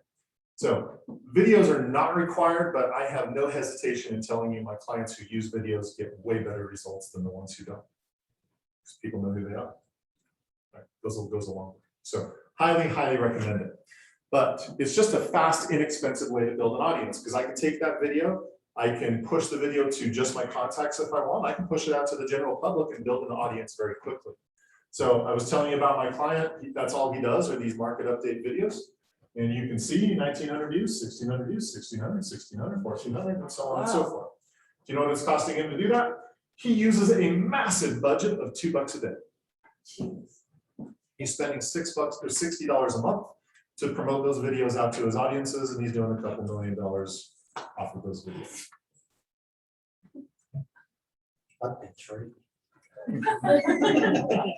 Okay, so I guess my biggest question is I'm spending way more than that. You're ahead of the game. So are you saying like that it's wrong, however I have it set up? Probably not. I don't know how to answer that question without knowing how you have it set up.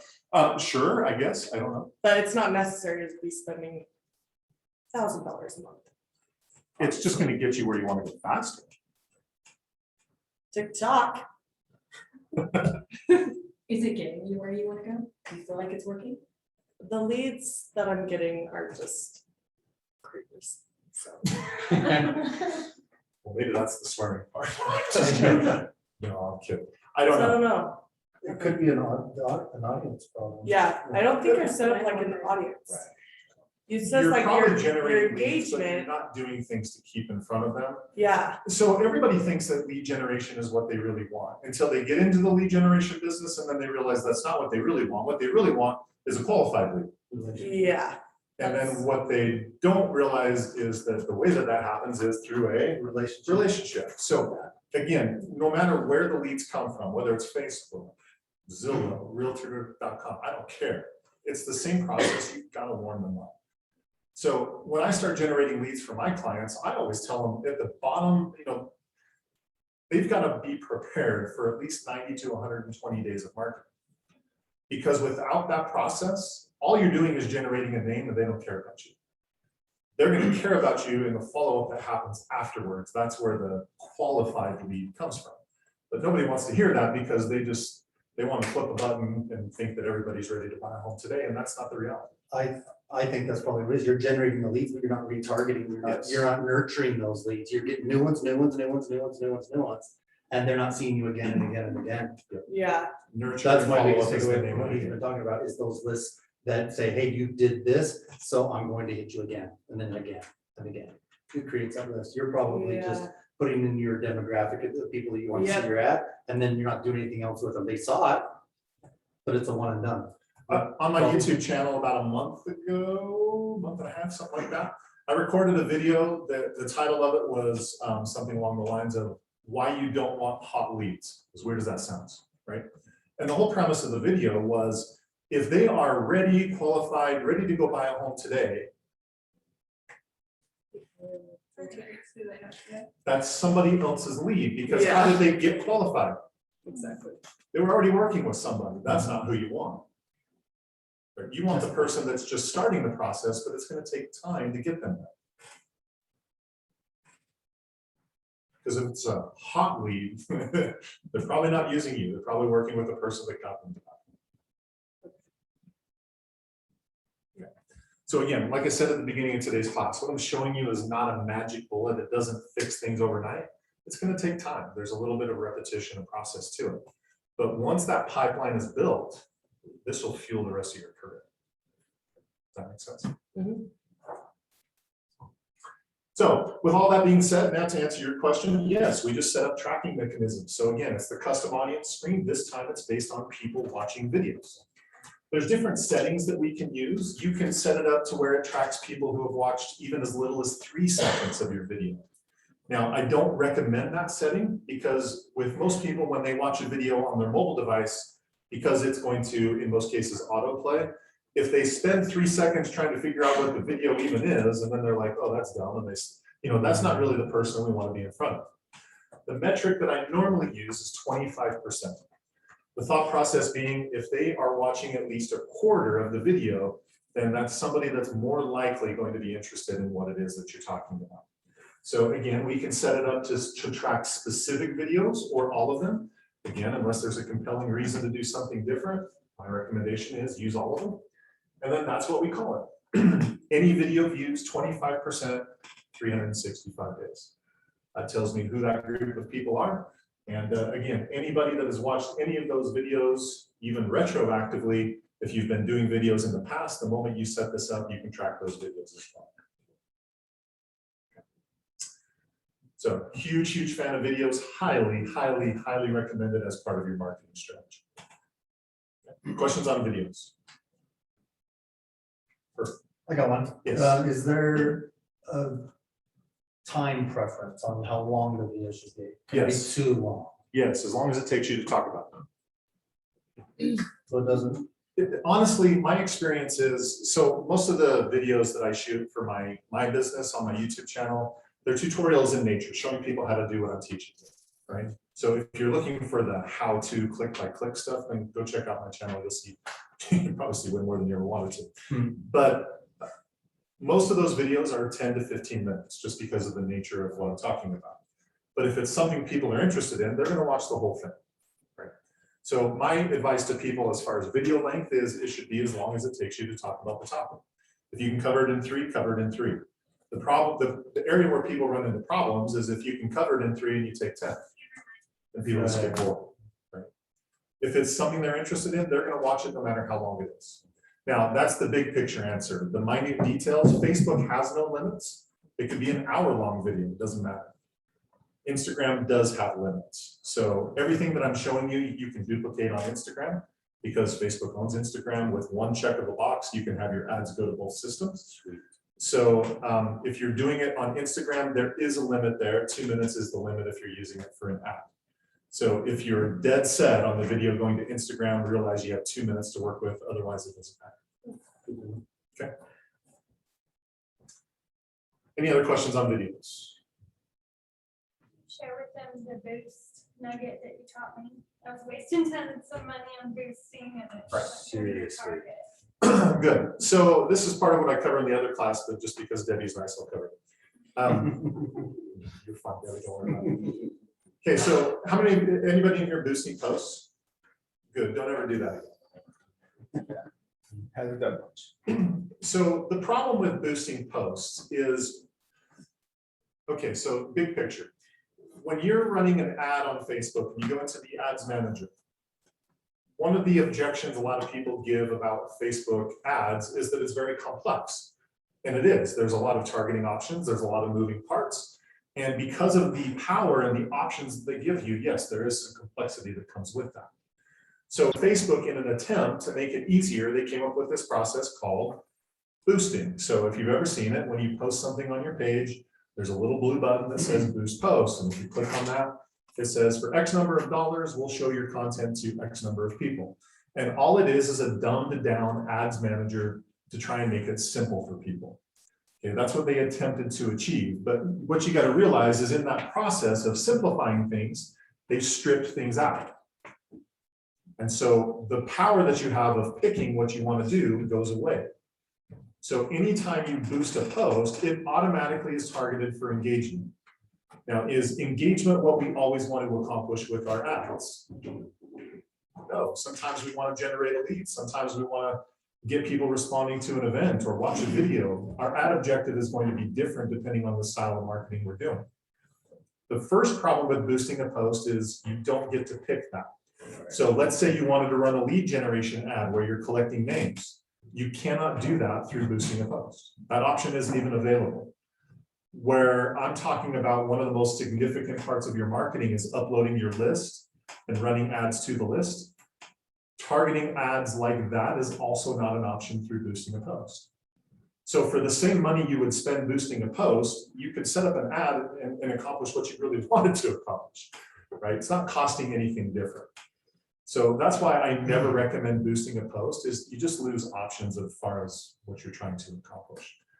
Even though it's a little more complex, yes, when you set up an ad, you have full choice of what you do. So you're always better off setting up an ad than boosting a post. Okay. All right, cool. So source number 6 is people who are visiting your website. So in most cases, if people are going to your website, they're probably going there for one of these 3 reasons.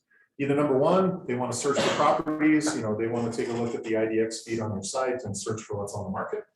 Or they want to go to your website and request a market analysis because they're thinking about selling, or they just want to go and do some research and kind of figure out a little bit more about who you are, right? Well, I don't care what the reason is. Any of those reasons are great reasons why I want to keep in front of whoever that is. So we want to set up the tracking mechanism, tracking people who are going to your website. The way that that's done is through what's called a Facebook pixel. Anybody in here familiar with the term cookies as far as websites are concerned?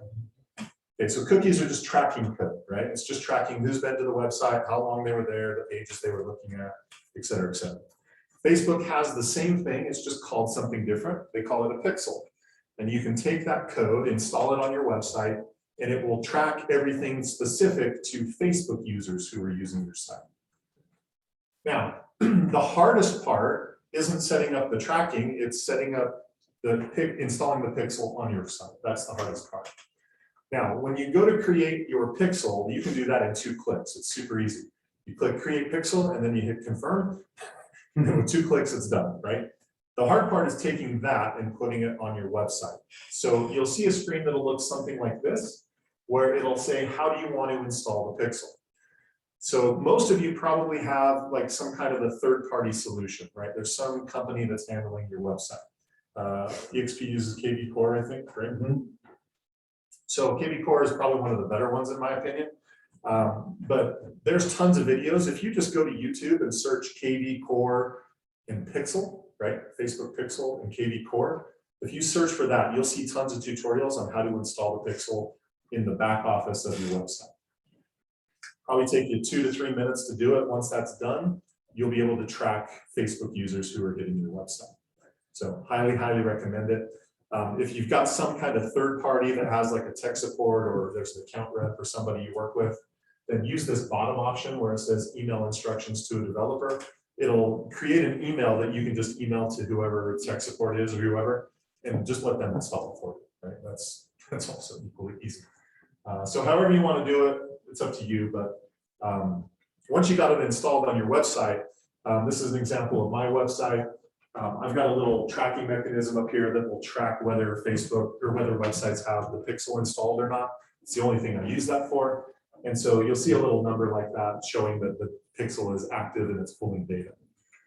You'll also see similar statistics inside Facebook as far as what kind of data it's pulling as far as visits and people going there and page views and all that stuff. So once that's done, same thing. We're just going to set up a custom audience tracking website traffic. And all of the website traffic is based on that pixel.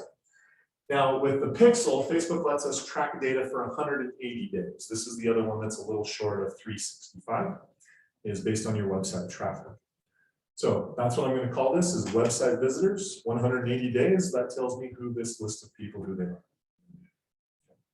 So again, thought process being, if they're going to your website for any reason, look at properties, request a market analysis, just do research, that's someone I want to keep in front of. So the hardest part of this one is just getting the pixel installed on your website. Once that's done, the tracking mechanism will do the rest. Can you install the same pixel on multiple sites or do you need a different one? You can do it on multiple. Make as many as you want, Jeff. Yep. You have 150. I'm just, I don't know. That's pretty aggressive. I usually make it for every different event.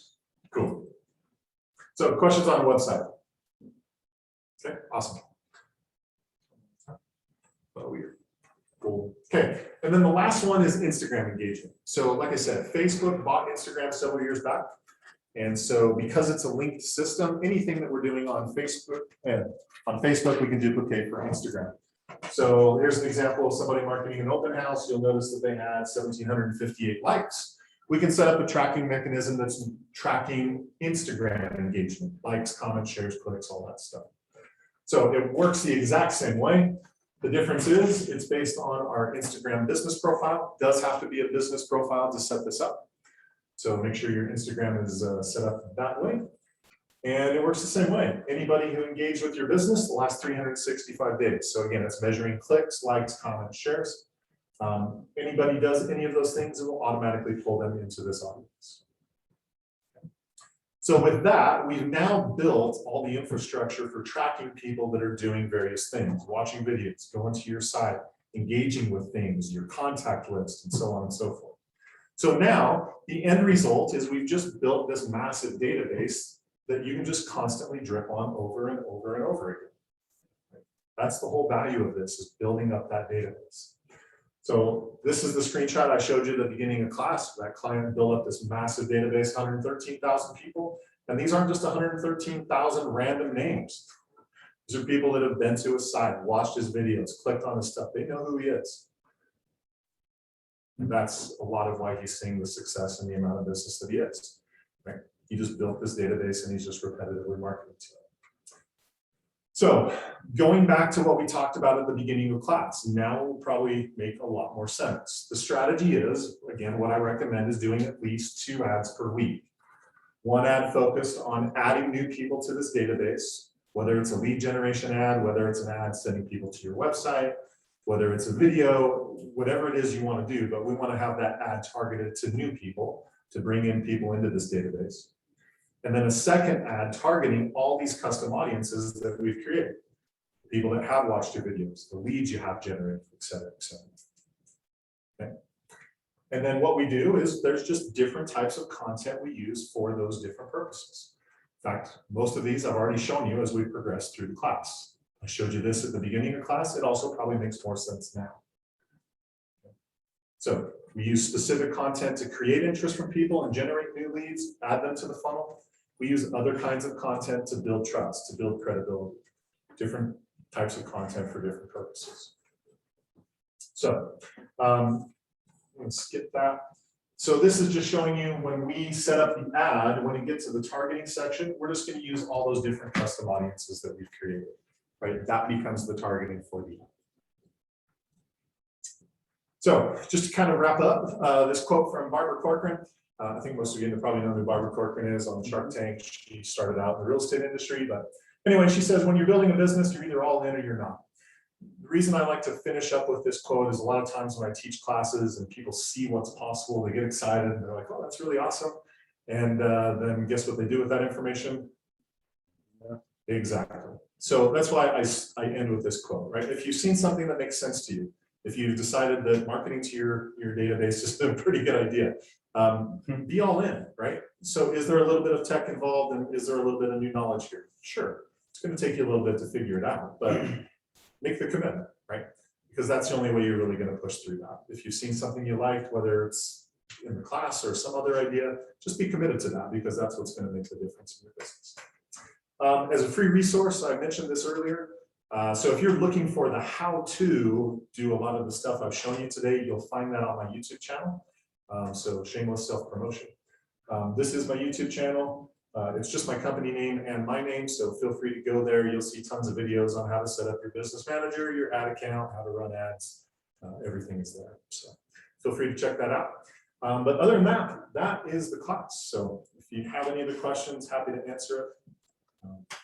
Otherwise, I'll turn it over to the powers that be. Yeah. I have a couple of questions. Do you have any recommendations as far as like when you're, or maybe you're doing it so that you're not getting rejected on your posts? Because it has to go through like a approval process. Yeah, any ad you set up goes through Facebook for approval. Okay, so like what's the #1 thing that's going to get rejected? The number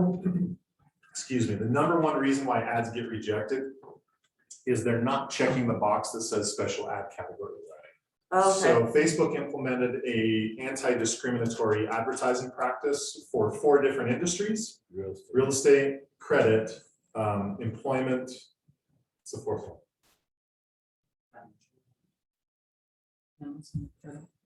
Credit, housing, employment, social issues. That's the other one, like elections, that kind of stuff. okay, So if you don't check the box for housing and it's a real estate ad, it'll instantly be rejected every single time. okay. Good to That's know. the #1 reason why ads get rejected. And then, as far as clients and like retaining relationships, do you recommend adding all your clients as friends on Facebook? It's not a bad idea. So what a lot of my clients will do is when we're creating content, we post it to the business page. That does 2 things for us. #1, some of the page followers will see it for free. There's a nominal benefit we get there, so we'll take it. But the main way we're gonna get the content shown is how? We're gonna pay for an ad. That's the way we're gonna make sure it gets seen. But some of the page followers will see it for free, so that's why we do it that way.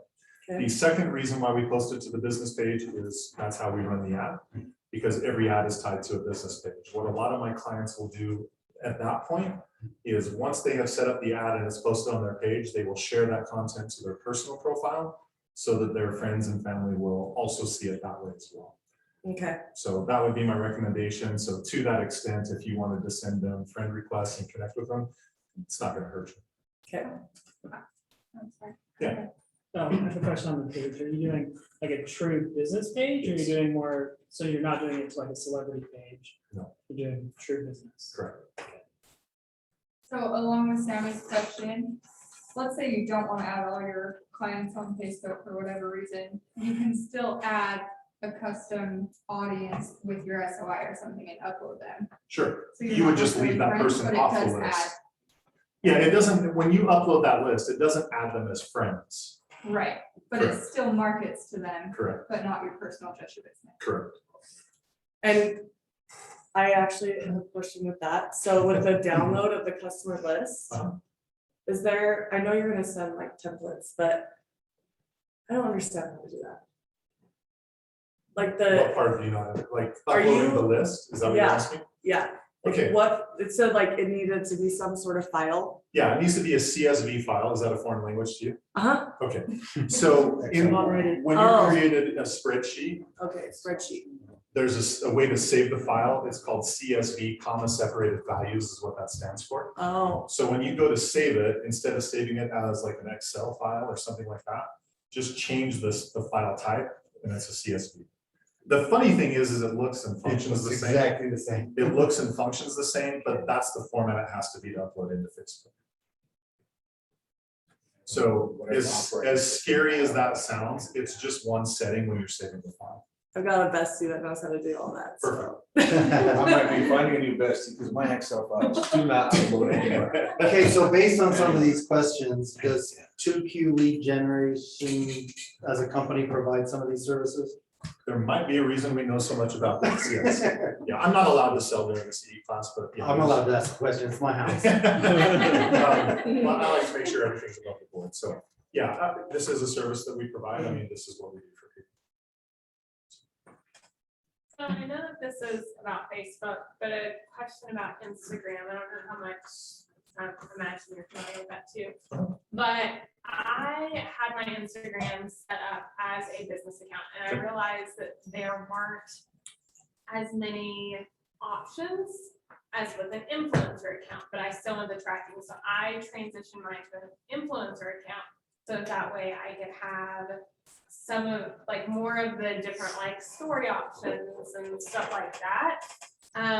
But I've noticed it doesn't integrate as well with Facebook. It does with my personal, but not. So what would you recommend? Is there, or is it just whichever is easiest and whichever you'll use? I've actually never tried to integrate with an influencer account, so that one I don't know off the top of my head. I would imagine that it's going to give you all the same functionality when I think about what an influencer would be. So I can't imagine that it wouldn't integrate, but I don't know that because I've never tried. I mean, when you think about an influencer account, right? It's somebody that wants to be in front of the public. They're probably going to be using paid ads. there would have to be some kind of interface. I'd be shocked if there wasn't. Okay. That's, again, I don't know that, I'm just guessing, but that's what my common sense tells me. Okay. And things aren't always common sense though. So, anyway. What about you guys on Zoom? Anybody have any questions? Yeah, that was awesome. Thank you. You're welcome. Glad you liked it. Yeah, that was definitely amazing. Thank you so much, Kevin. Thanks, Kevin. It was great. Okay, thanks, guys. That was awesome. Round of applause for Kevin. Great class, great class. Okay, you guys on Zoom, appreciate you. Glad to have you come, and I'm gonna turn off Zoom and reach out if you have any questions. I will have this slide deck.